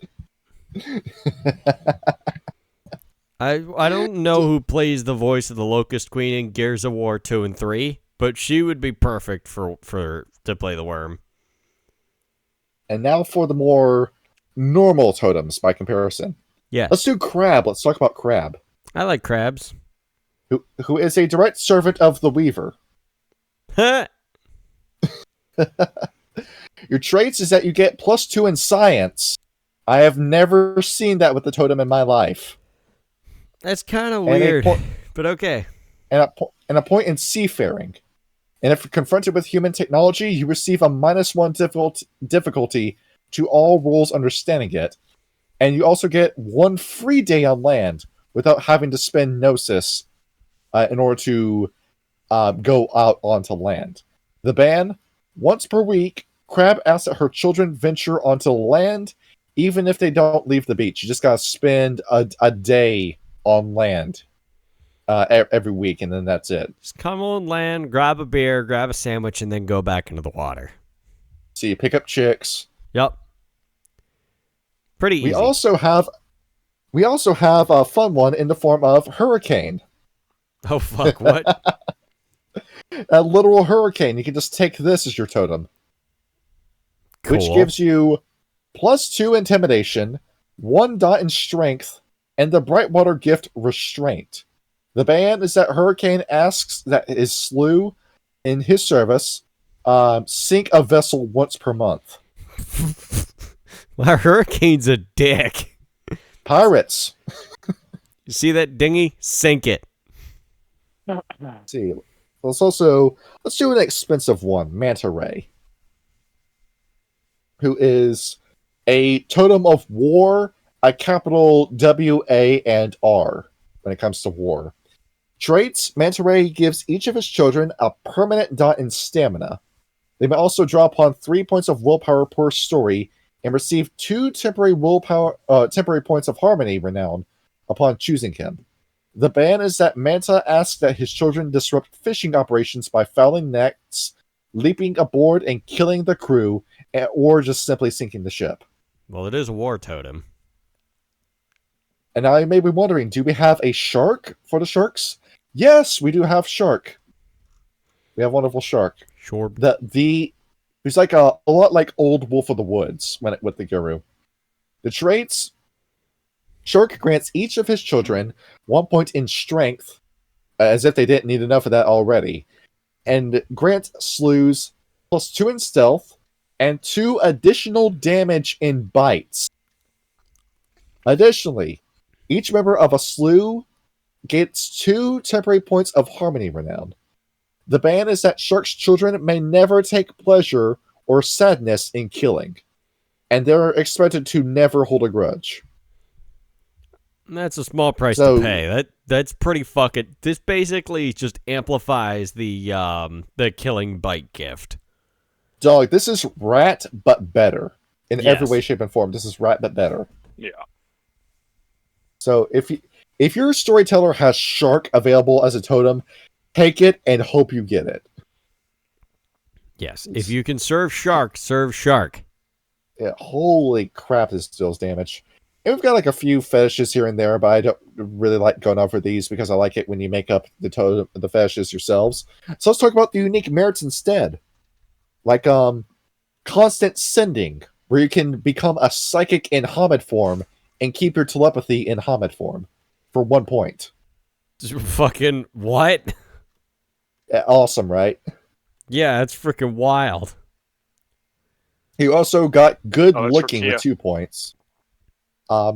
Fin blades. So, with the fin blades, you just get like blades that appear on your arms and legs whenever you're in your gladius form.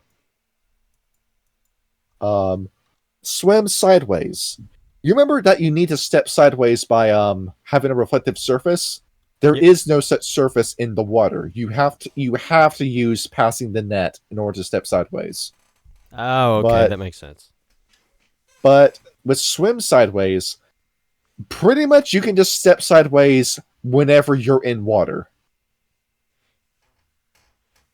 That's incredibly powerful, right? Yes, it is. Yeah. And then you've also got just like being a betweener as a 3-point flaw. Being an enemy of the Geru is 2 to 4 points as a flaw. Short-lived, where all of a sudden you can die of old age, is a flaw. And let's see here. Here's a fun one. Tonic immobility. Many sharks become immobile when turned onto their backs. Rokea don't, but if somebody just flips you over, it can kill you. So what you're saying is you shouldn't rotate the shark. You should not rotate the shark. Don't put your shark on the V-axis or on the Z-axis. And then finally we have uncontrolled lust as a 4-point flaw, where you become a sex addict. That's funny as shit. That's literally what that is. You just become a sex addict. Why is that 4 points? Why not? You get to spend like all day as a porn addict where you're in the middle of combat and you just think about the pussy you're going to get after the fight's done. All right. Sounds like a typical Fiona. Oh my, you're not wrong.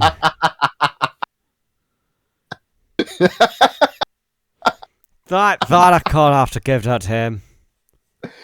You also got a list of combat maneuvers down here, which are made for fights in water.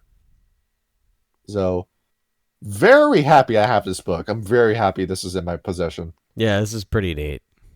And it gets even better. Behold, there's an adventure module in this book. Is there? Oh, fuck. Yes, and an entire adventure module. No other book has this. The Rokea do. So, if you're wondering why this book is 145 pages, it's because it's filled with content. And all the content is great. I love this. I love it. It's pretty much a plot where like the worm is the worm plans on killing the coral people. So you need to go in and save the coral people. And it becomes this massive Lovecraft adventure because you get to see just what exactly the worm has been making at the bottom of the ocean. Yeah, the worm isn't bound, according to Rokea. They say that the worm is at the bottom of the ocean. There is no balance worm bound in the Weaver's webs. The worm is just at the bottom of the ocean next to La Sombra. Imagine how that fucking conversation went down. Like the worm sitting in her lair creating all these dark entities to go ravage the world, laughing. And then she just starts hearing some fucking Midwest emo music playing in the background. What the devil is that? She swims over and La Sombra's just laying in the lava of the Mariana Trench. And she's like, who are you and what are you doing? I'm trying to die. Well, good luck with that. I can help if you'd like. If you can, I've been here for 50 years. It doesn't work. I imagine like the worm will just go over and will just like whisper like shit in La Sombra's ears, like just tell him like KYS. Oh wait, you can't. Yeah, that sounds like something the worm do. That whole interaction would be fucking hysterical. Just end it. I wish I could. I literally submerged in lava. I cannot comprehend your fucking spirit problems. And of course, we've got like the whole pre-generated characters. I like the one that's the last one on here, the finning survivor, where we have a shark samurai. Hold up, where the fuck? I need to see this. See, you see like the pre-generated characters, keep scrolling down until you see it. I think that's it. Yeah. Roar of the Sun. I scrolled too far and I thought there was just a dumb-looking shark with legs. No, keep scrolling up. Yeah, you see like the pre-generated characters where you see the character sheets, right? Hang on. You scrolled past that, I'm pretty sure. I think I did, but I do see a fucking sick picture of a shark with like leather straps and a sword. Yeah, that's it. Okay. So there's yeah. sheet. Which one are you looking for? These are all really fun ideas. That's what it's called, the finning survivor. The thinning survivor. Oh, finning survivor. Finning. Oh, that looks fucking sick. Yeah, there you go. You know what popped in my head when I saw that? What? Jinbei from One Piece. I never watched One Piece, but Oh yeah. Yeah, there he is in history pages. I can see it now. That is a very Yeah. calorie-dense individual. He is a He- wereshark. He is a wereshark. And he is a whale shark in particular. That's why he's rotund. And Ryan, what's the fun thing about Jinbei? Ooh. No devil fruit. Yeah, no devil fruit. Yeah. Well, yeah, because he does a lot of shit with water. Yeah, A fisherman karate. Yeah, he's got like the special like hydromancy martial arts that the fish people do, but he's got hockey on top of that, so he Yes. can just turn his limbs into diamonds and like deliver these massive ass punches with that, and no weakness. The dude literally has no weakness. So Okay. if you want to know what like a good reference for the Same Bito would be. Or on the other hand, just like a really good example of a level 20 D&D monk, that's Jinbei. He's a good character. Really like One Piece, and I tell Kyle to get into 40K, and he's so apprehensive towards it. If I told Kyle to get into One Piece, that would be me putting him through the ringer. Like, I already know it's quite literally a lifetime long, so I don't think I ever will. So started in Netflix released 1996. movies about the different arcs. Yes. So it's easier to watch, and you don't have to go, The whole goddamn thing. the whole 1,000 episodes. And No. there's also the Netflix series, which was pretty good. Well, to be Yeah. fair, I also don't have Netflix anymore. My parents canceled the house's Piracy. Netflix. That's for legal reasons. That's me joking. You did not hear me say that. What, heresy? Piracy. Oh, Piracy. yar har fiddly tea, motherfucker. It is about a bunch of pirates. Yeah, so they That would makes abide sense. that. Yeah, it's perfect in spirit. Yes. We mentioned a Mizuchi before, didn't we? Yes. So pretty much imagine Master Splinter, but as a shark. You had me at Master Splinter. Yeah, he is this Japanese bear shark who lives in the ocean, and he teaches people gifts and martial arts in the ocean. That's fucking awesome. The thing is, he disappeared around the seas of China right after World War I ended. Oh, And he his died? His death is not confirmed, so he might still be out there, but we just don't know. Maybe he stepped into the Umbra before the bomb went off. So we also have the Betweener Trio, who are a bunch of hippies that are the reason why we have this massive splurge of Betweeners. Why so many of them seem to exist within the Rokea, even though it's only really like 5%, but you know. And when you're 5% of a still living 25%, it looks like a large number. And then scroll down to page 133 for sick image. Page 133. Yep. They stopped numbering the pages. Oh, yeah. Oh, Yeah. fucking nice. The dude fucking Pentex his head. Oh, that's great. Nice. Swims the small seas, also known as the Gill Man, who hangs out in the Amazon rainforest and will like travel like from seawater to freshwater, just so he can start killing the different tree choppers in the Amazon. Based. And of course, you have a whole appendix down here, which is filled with shark facts. That most of them are still pretty accurate.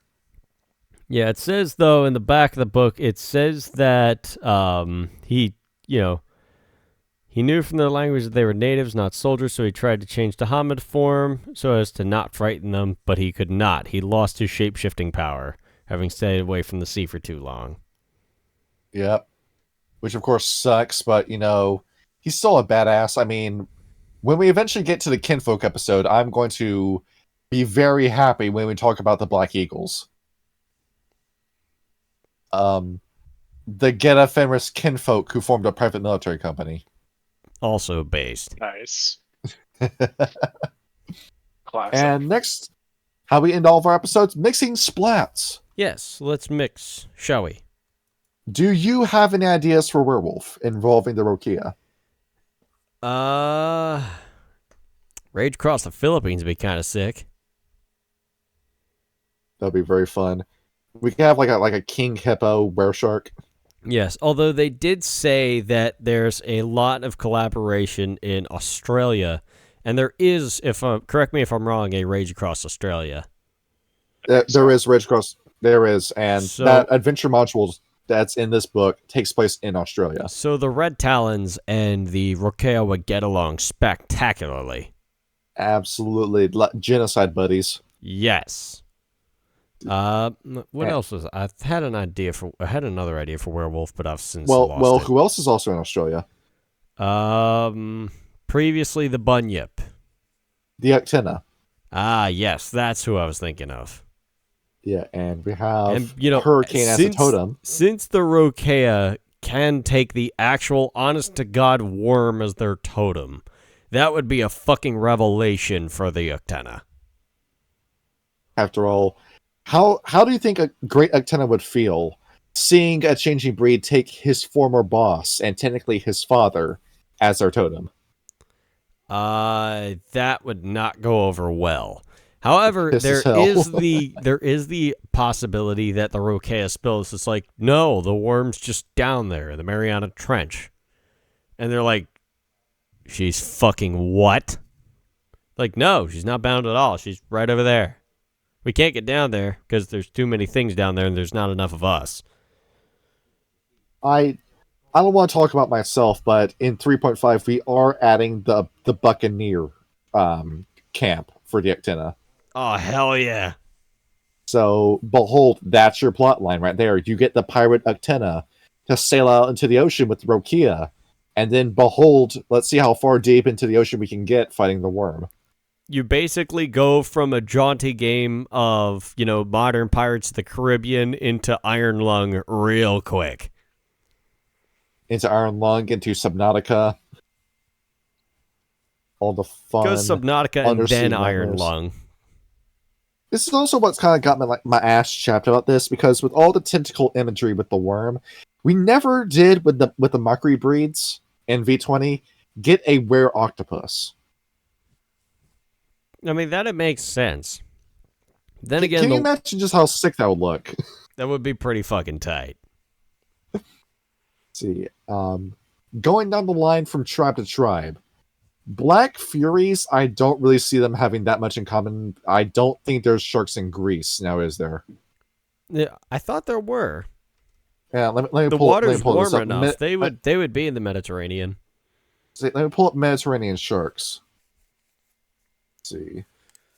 No, there are sharks in the Mediterranean. Yeah, see?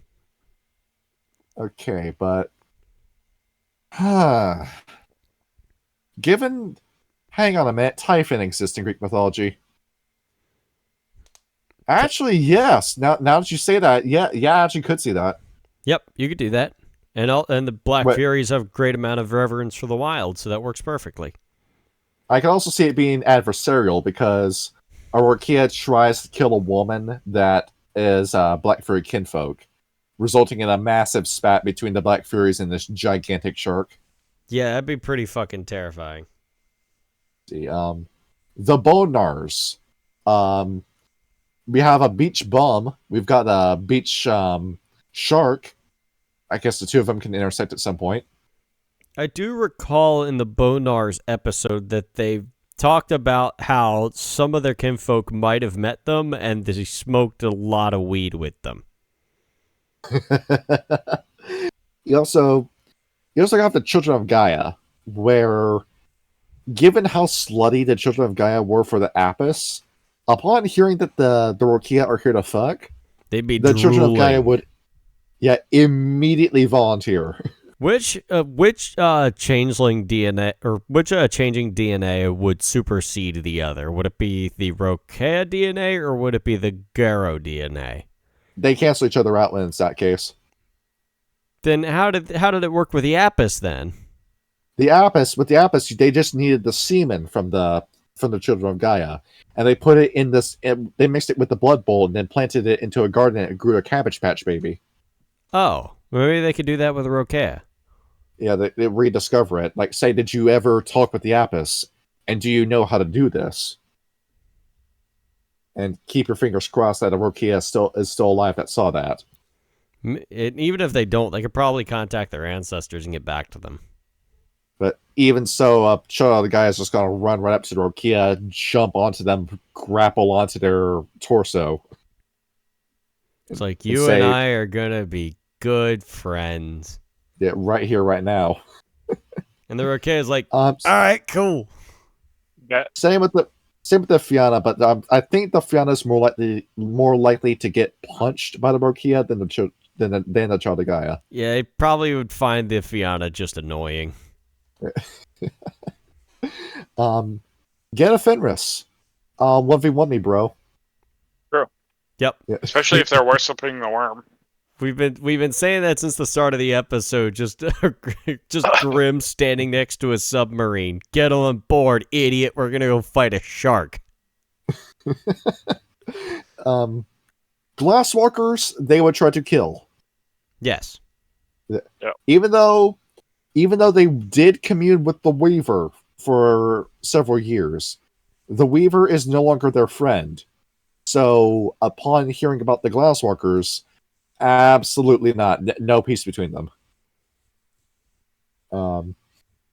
We did the Red Talons. We did Ictina. Silent Striders. They would love to hear what the Rokea would have to say, but I don't see anything long-term forming between the two. And much like how the Korax talk about them, the Korax would love to talk to the Rokea, but they can't.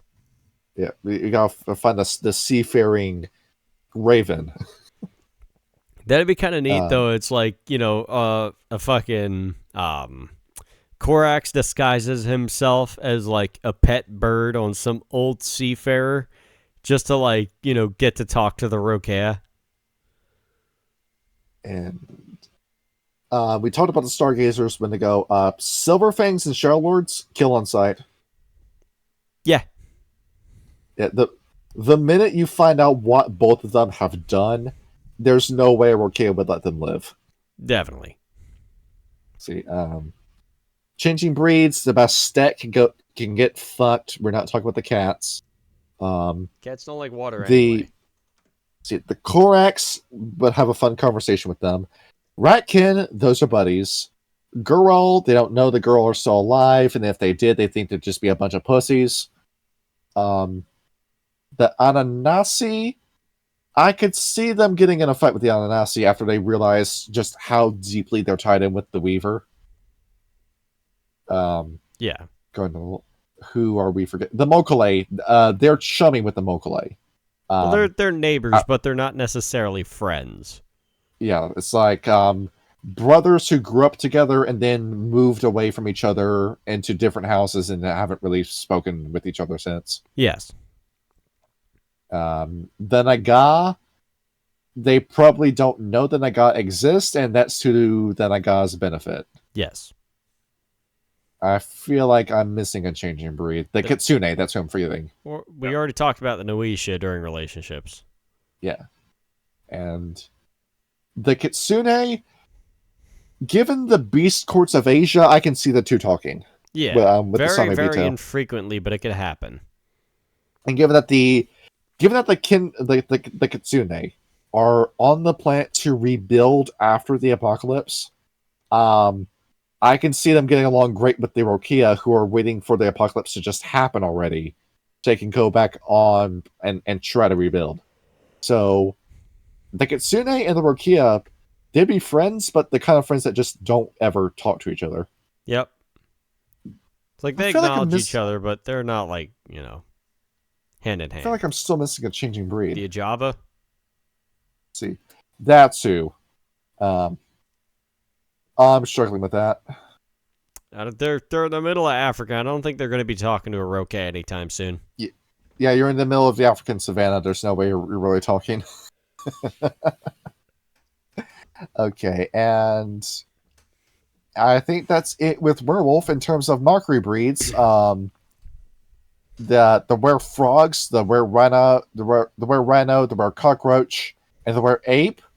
Given that none of them really live next to the ocean, Yeah, I probably don't not. really see a Rokea talking with them until they figure out that they exist, and a Rokea will try to kill one if he gets the chance. Yes.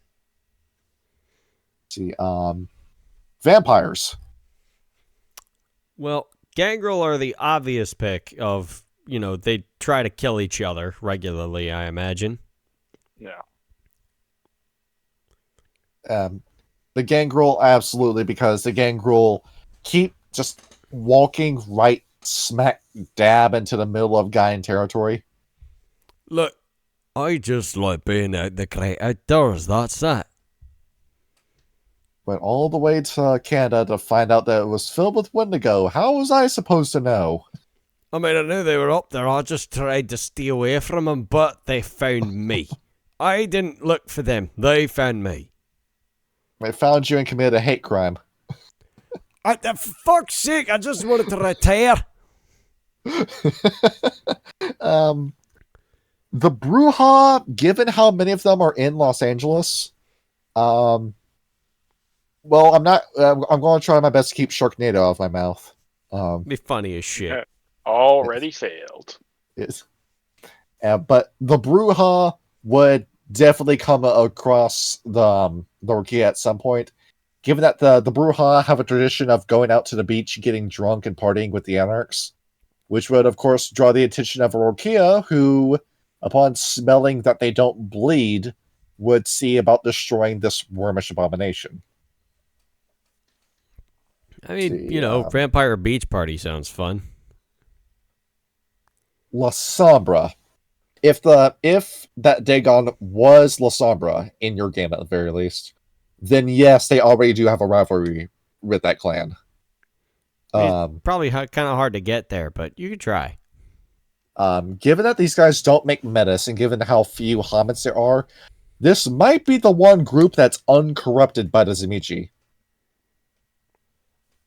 See? Like, they still get their wish. They just get to swim around and they rebuild after Zimichi, fucks everything up.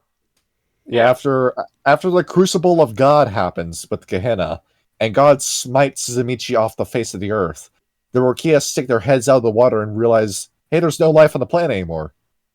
I guess we won. And then they just go back to swimming around. And there you go. At least somebody gets a happy ending. The Rokea. And everyone else is dead, but we have the sharks, the whales, and the mermaids. Yep, and then we're back to square one until eventually the wild decides, okay, we need more land things now. And then it begins again. It's a vicious cycle. It just happens again and again and again. It would have blown my mind if in Werewolf the Forsaken you had the Rokea in it and it was this Rokea. Which one? Werewolf the Forsaken, Chronicles of Darkness. Which was like the reboot of it. But if it turns out the Rokea lived to see the universe reset and they still remembered everything. That would be fucked. Let's see. Next, but even still, you can't guarantee that it'll all happen the same. Nothing happens the same way twice. Oh yeah, nothing. Crap. I'm trying to think of other vampires, but I don't really see vampires interacting with the Rokea because they don't go into the ocean. The only other clan I can think of is the Malkavians. Wasn't there one? Oh wait, no, I'm probably thinking of werewolves. I thought there was like another clan of werewolves that are seafarers. Yeah, that's werewolf. Yeah, so no other vampires, I don't imagine. But the Malkavians, the Rokea don't know about them. The Malkavians know about the Rokea.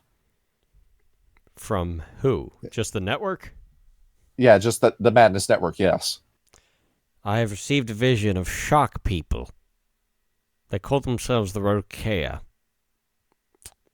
Anyway. just a Malkavian sheriff thought he wanted to share with the coterie. And everybody else just sitting there, glasses of wine in hand, like, all right, cool. Just nod and just say yes, sir. He says so sometimes. The Malkavians are humorous beings. Mage the Ascension. Looking at this. The Akashic Brotherhood, I can see them crossing paths with the Samebito. And given that the Samebito have like a small penchant for martial arts, they're bound to cross paths at least once. Like if the Stargazers come across the Akashics, then definitely the Rokea do too. Yes. The Celestial Chorus, not really. Unless we're doing the missionary work in the middle of the damn ocean. Yeah, it's probably not going to happen. See, the Cult of Ecstasy, no. The middle of the ocean is not a good place to trip. No, you probably just have a fucking panic attack. The best place to trip. I don't know what you're talking about. The only place to trip. Get to just jump off your boat because you're too high to know what's going on. Yeah, don't do that. Yeah. See, next up, the Dream Speakers. They know about them and don't like them. But yeah, they want to kill all people. Yeah, it's not going to work. The Euthanatos. No, even though the Euthanatos are the Adjustment Bureau. And they could be murder buddies, but only for a day before the Rokea would probably turn on them. Yeah. It's like, okay, cool. We got our quota done. I'll see you next week. Oh, no. We're not done. We're done when I say we're done.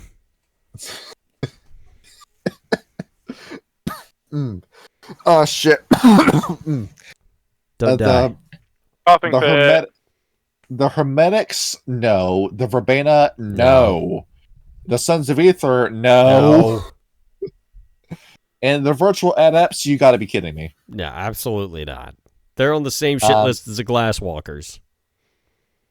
Same with the Technocrats, where I don't really see them ever coming across the Rokea, besides the Void Engineers, where they occasionally go into the ocean. How fucked would that be? A Void Engineer gets down deep enough in order to see fucking Venture just sitting there in the bottom of the ocean, and then the worm shows up.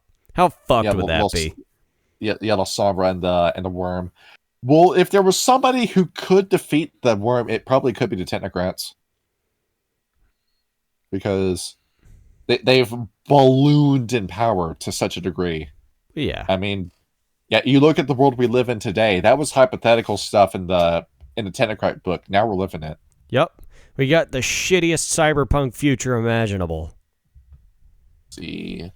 The Nefandi, those are the exact kind of people that the Rokea decided that they were going to kill, so the Nefandi can get fucked. Yep. And I don't imagine the Nefandi go out for beach days all that much. And then the Marauders and the Hollow Ones, I'm also struggling to see. Unless you got a Marauder who just believes he can breathe underwater, therefore he can. And it just starts building Atlantis at the bottom of the ocean. It'd be funny as shit. Yes. The power of mental illness. Yeah, it's just all the Rokea swimming around. They just see this big giant city in the middle of the ocean in a bubble, and they're like, what the hell is that? That wasn't there yesterday. It was built in one day. I chose Rapture. There you go. You just set up a Bioshock campaign. Yeah, that'd be cool as shit. The Rokea fucking up Rapture. That'd be awesome. And all the Fomori you'd find down there. Oh, those are the, what are they called? Splicers. Yeah, those are the splicers. Plasmids are an invention of the worm. See, with how horribly they mutilate you, absolutely. Yeah, you remember like the B power one, right? That one I'd never finished Bioshock. It gave you trypophobia. It formed holes in your arms that the bees would crawl in and out of as an adult animation. I didn't can tell get you, that far. I have Bioshock. I've never played it. Highly recommend. You gotta check it out, dude. Yeah, it's a game that was made by a Jewish rabbi. Really? Yeah, like legit. I didn't know that. Huh. I didn't know that either. I mean, I played about half of System Shock 2. but I got stuck. I got stuck after Shoten revealed herself, and I have to find like all the security panels and shut them down. That's where I got stuck your at. Character. What? You also gotta respec your character. I did the first time. And, like, honestly, if you don't play as like the psyops, then you're doing it wrong. Because like then as soon as you get like enough upgrade tokens, you can just get regeneration, and you won't have to worry about finding, you know, health kits or health recharge stations. And behold, the ghosts. The Rokea are full of shit, saying that's not gonna be an issue. They don't know. They don't know, chat. Do we need to post Davy Jones and the Flying Dutchman in chat again? No, I think we covered that. I mean, it never hurts. Can we get Davy Jones as a Rokea totem in 3.5? That we could do that in an expansion. Yeah. That'd be kind of fucking sick. Did we also get the Flying Dutchman? The Flying Dutchman Gives you a +1 to melee and +2 to seafaring. Because I mean, if they've got the general lead, they should definitely have the Flying Dutchman. Yeah, and you know, I think the ban is that you have to plunder any merchant vessel you see. You gotta start a salvage operation. You gotta like take your crane, sift the bottom of the ocean, find junk, and sell it. Yep. Or if it's for a betweener, then you can only return to shore once every 7 years. And Changeling. What was the one? The Silke. I think we're the only ones we talked about. The Selkie, yeah. The Selkie. And you've also got the Menahue, who are the different changelings of Polynesia, where they're very similar to the Nuninhi, but different in small ways. They also take totems. Do they? Yeah, you cross games when you play as the Nuninhi and the Menahue. Oh, that's kind of neat.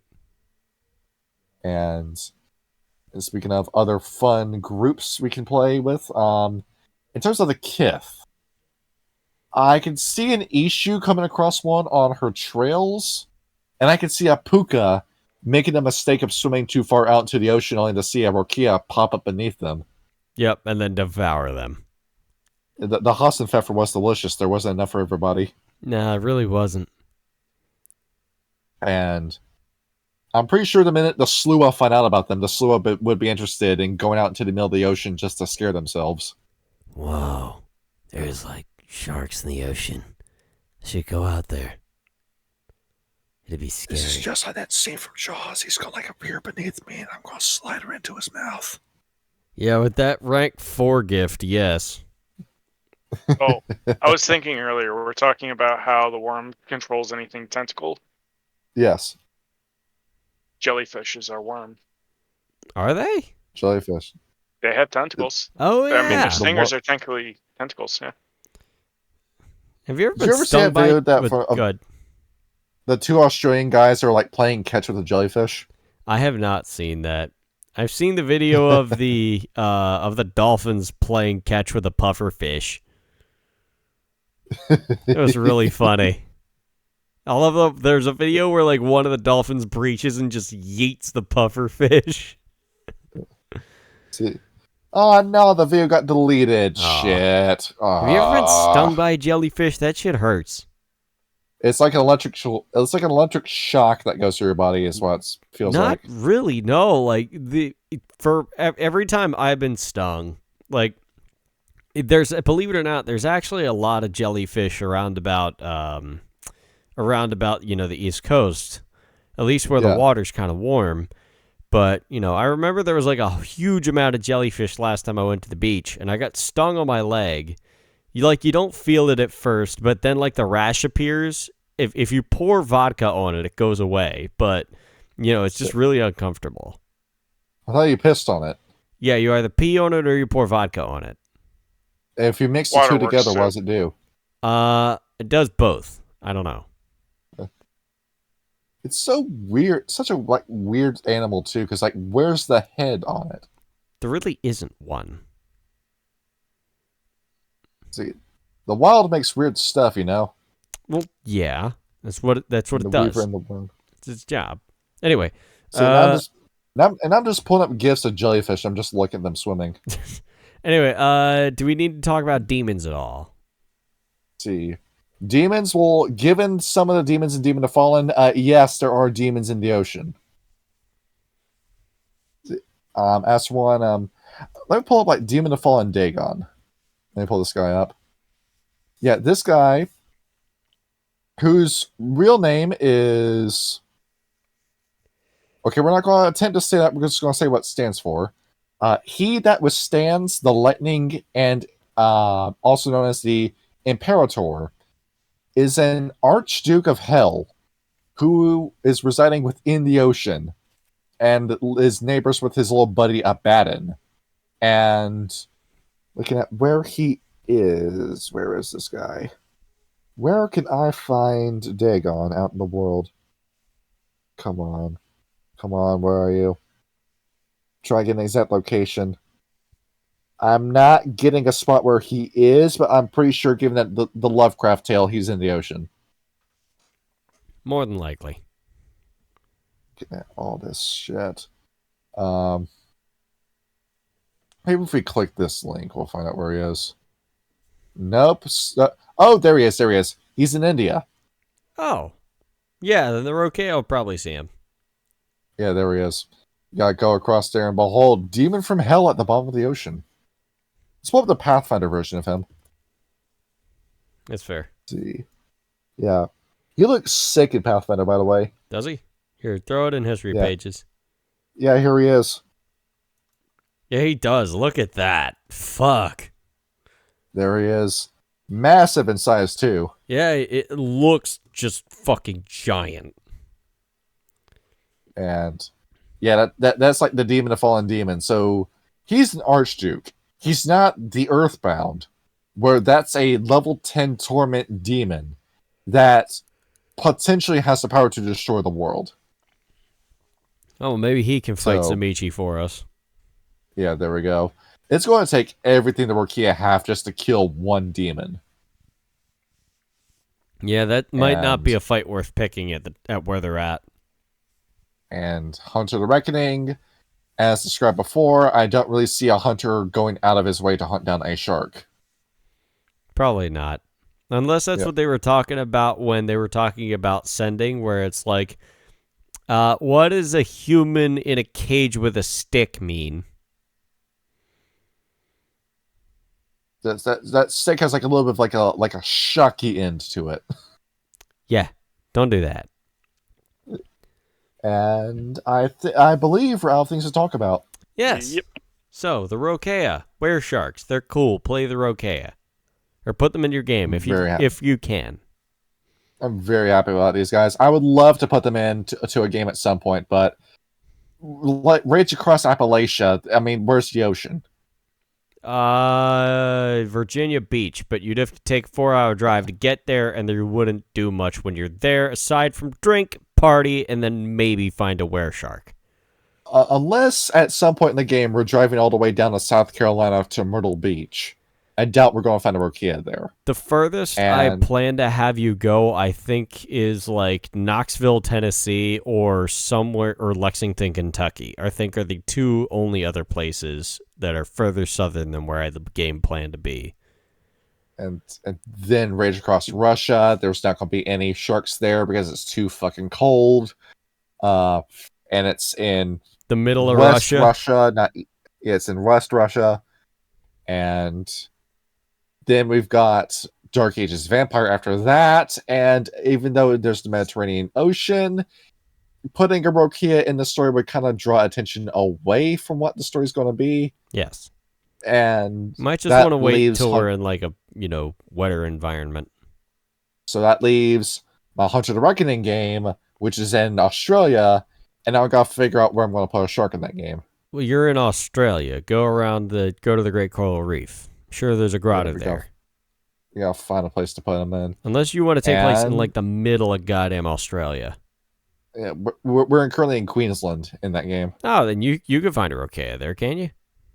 You gotta go to the beach Yeah, and you can just do that. hang around there long enough. You know, I was. What's up?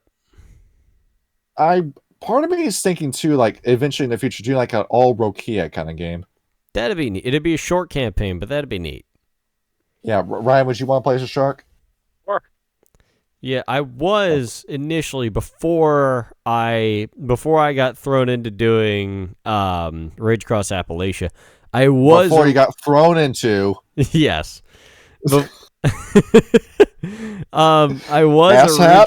I was originally planning to do like Miami by Night, but I was gonna make that like a 1980s drug war kind of game.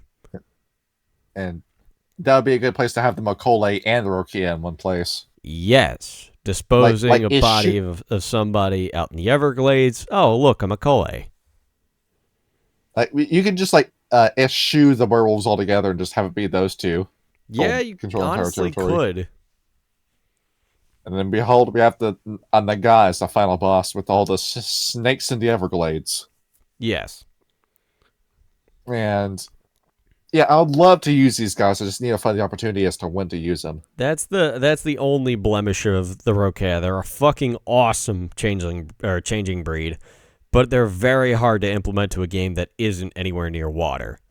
Yeah, it's like the Kucha Ikudu, where I know me and Ham at some point would love to play an African painted dog, Red Talon. Yeah, it'd be But pretty we sick. need a game to take place in Africa first. Is there a module for Africa? No. Huh. Yeah, we got one for Vampire. We didn't get one for Werewolf. That kind of sucks. Well, I guess that's on a to-do list. Yeah.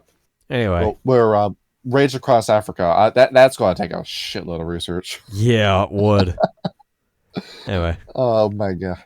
So, well, that's a challenge layer down the road. Yes, it is. It's gonna be one of your expansion modules. Ryan, do we have any ideas? I have nothing further.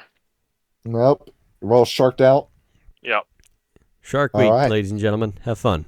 Our next episode is without Kyle, and it's going to be an easier episode by comparison. Yeah, we said that last week. Unless my plans change, then I gotta help a buddy with some stuff. But It's that I've read through this book once already, so it's not that difficult to talk about. Me and Ryan are going to do the Noisha next. have fun. Yeah, where it's going to be a very easy episode to do. Just play pranks on each Yeah. other the whole time. You'll get the idea. Get to play the place. We get to lie to each other the entire episode. Yes. Anyway. And there we go. All right, quit watching this video. Yep. Good night, everybody. Have a good GM. night, guys.